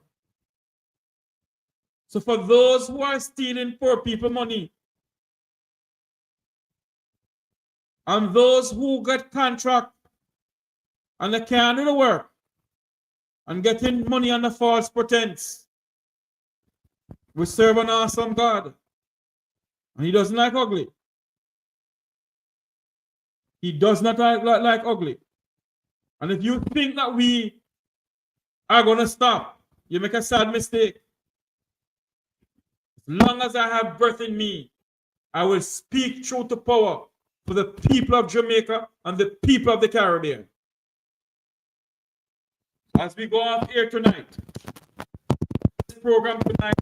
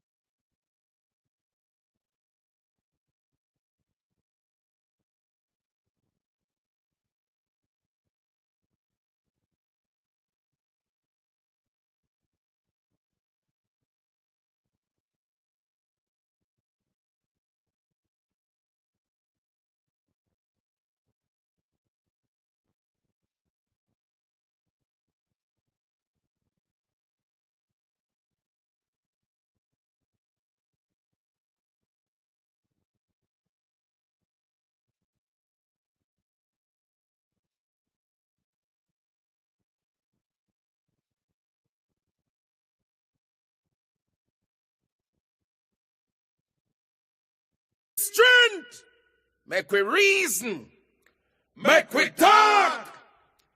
If we see corruption in any shape or form, we're going to highlight it. Make we talk.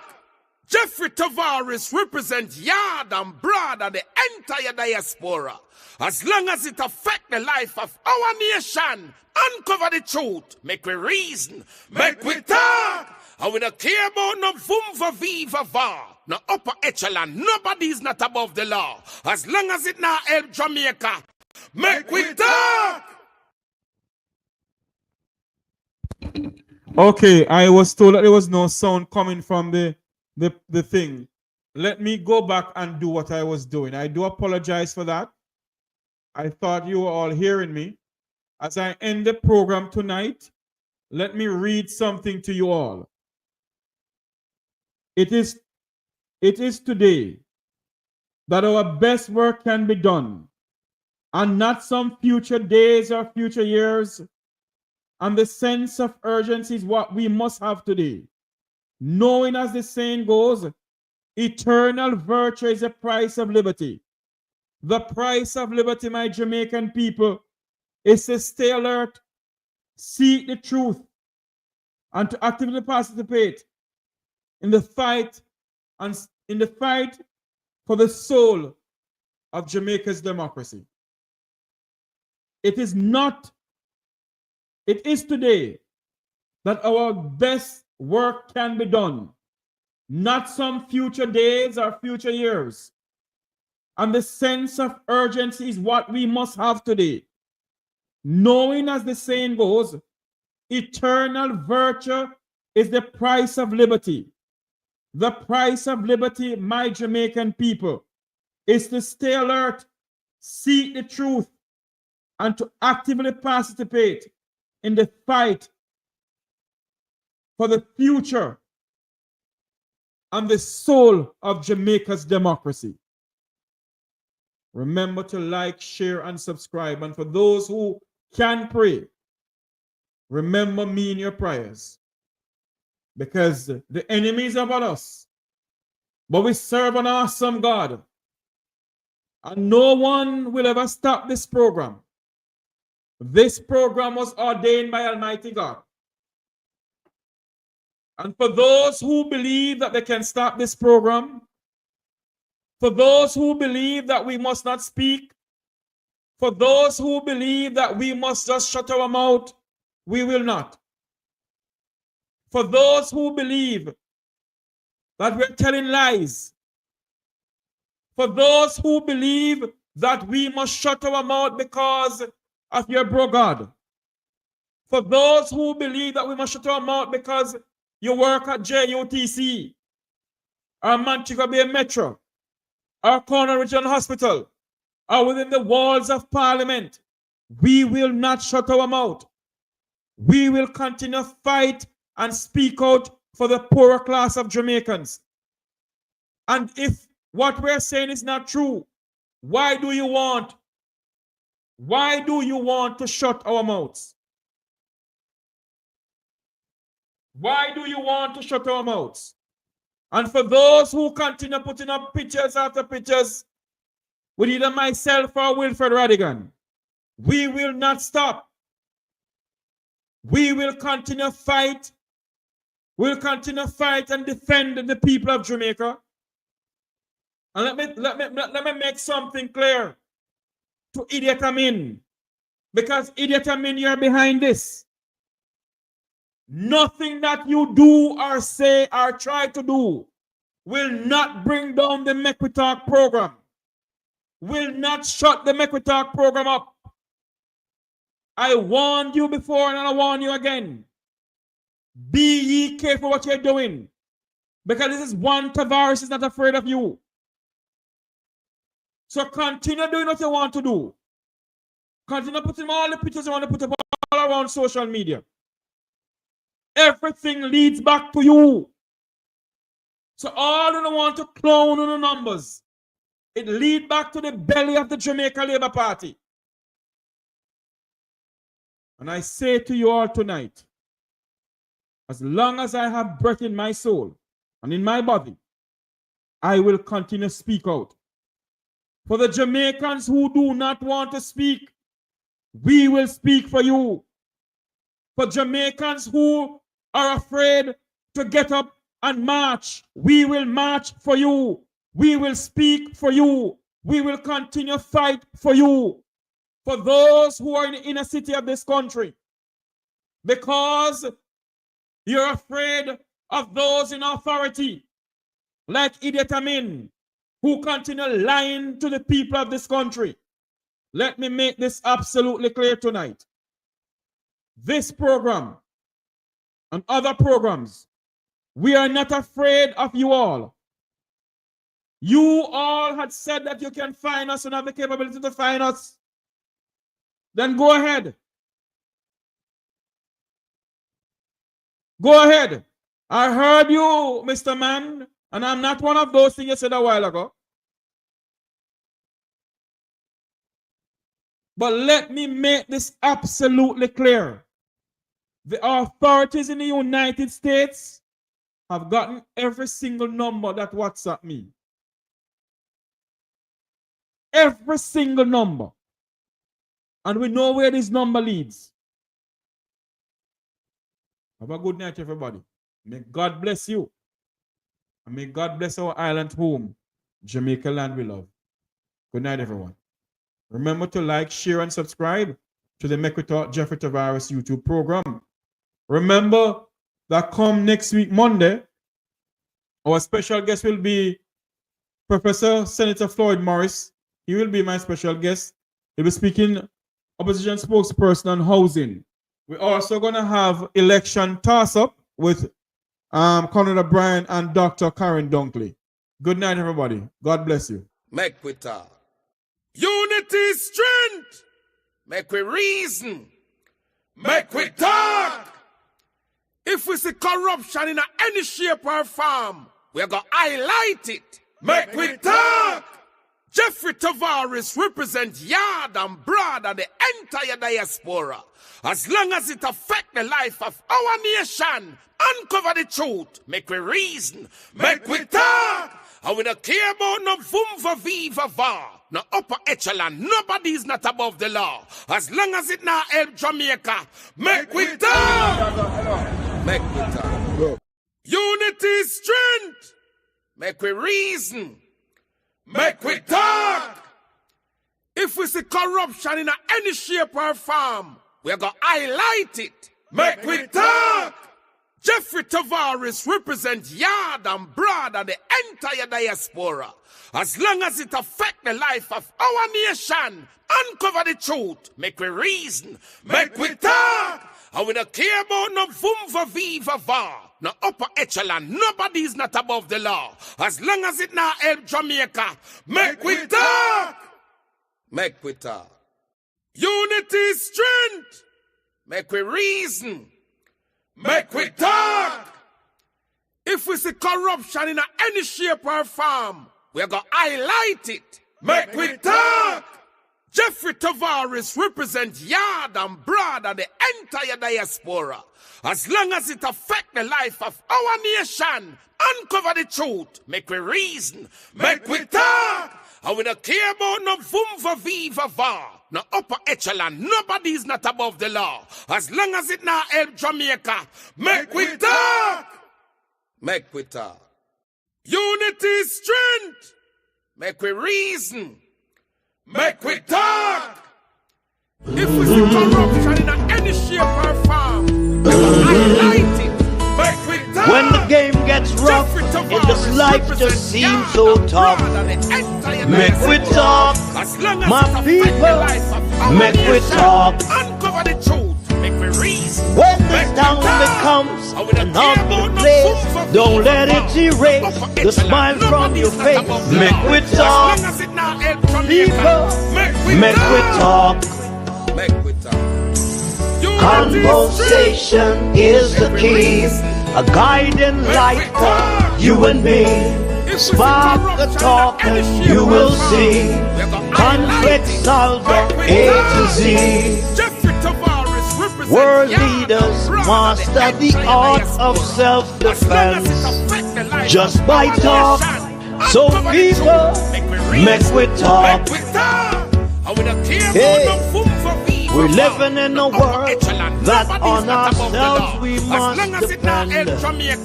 Make we talk. Make we talk. Unity.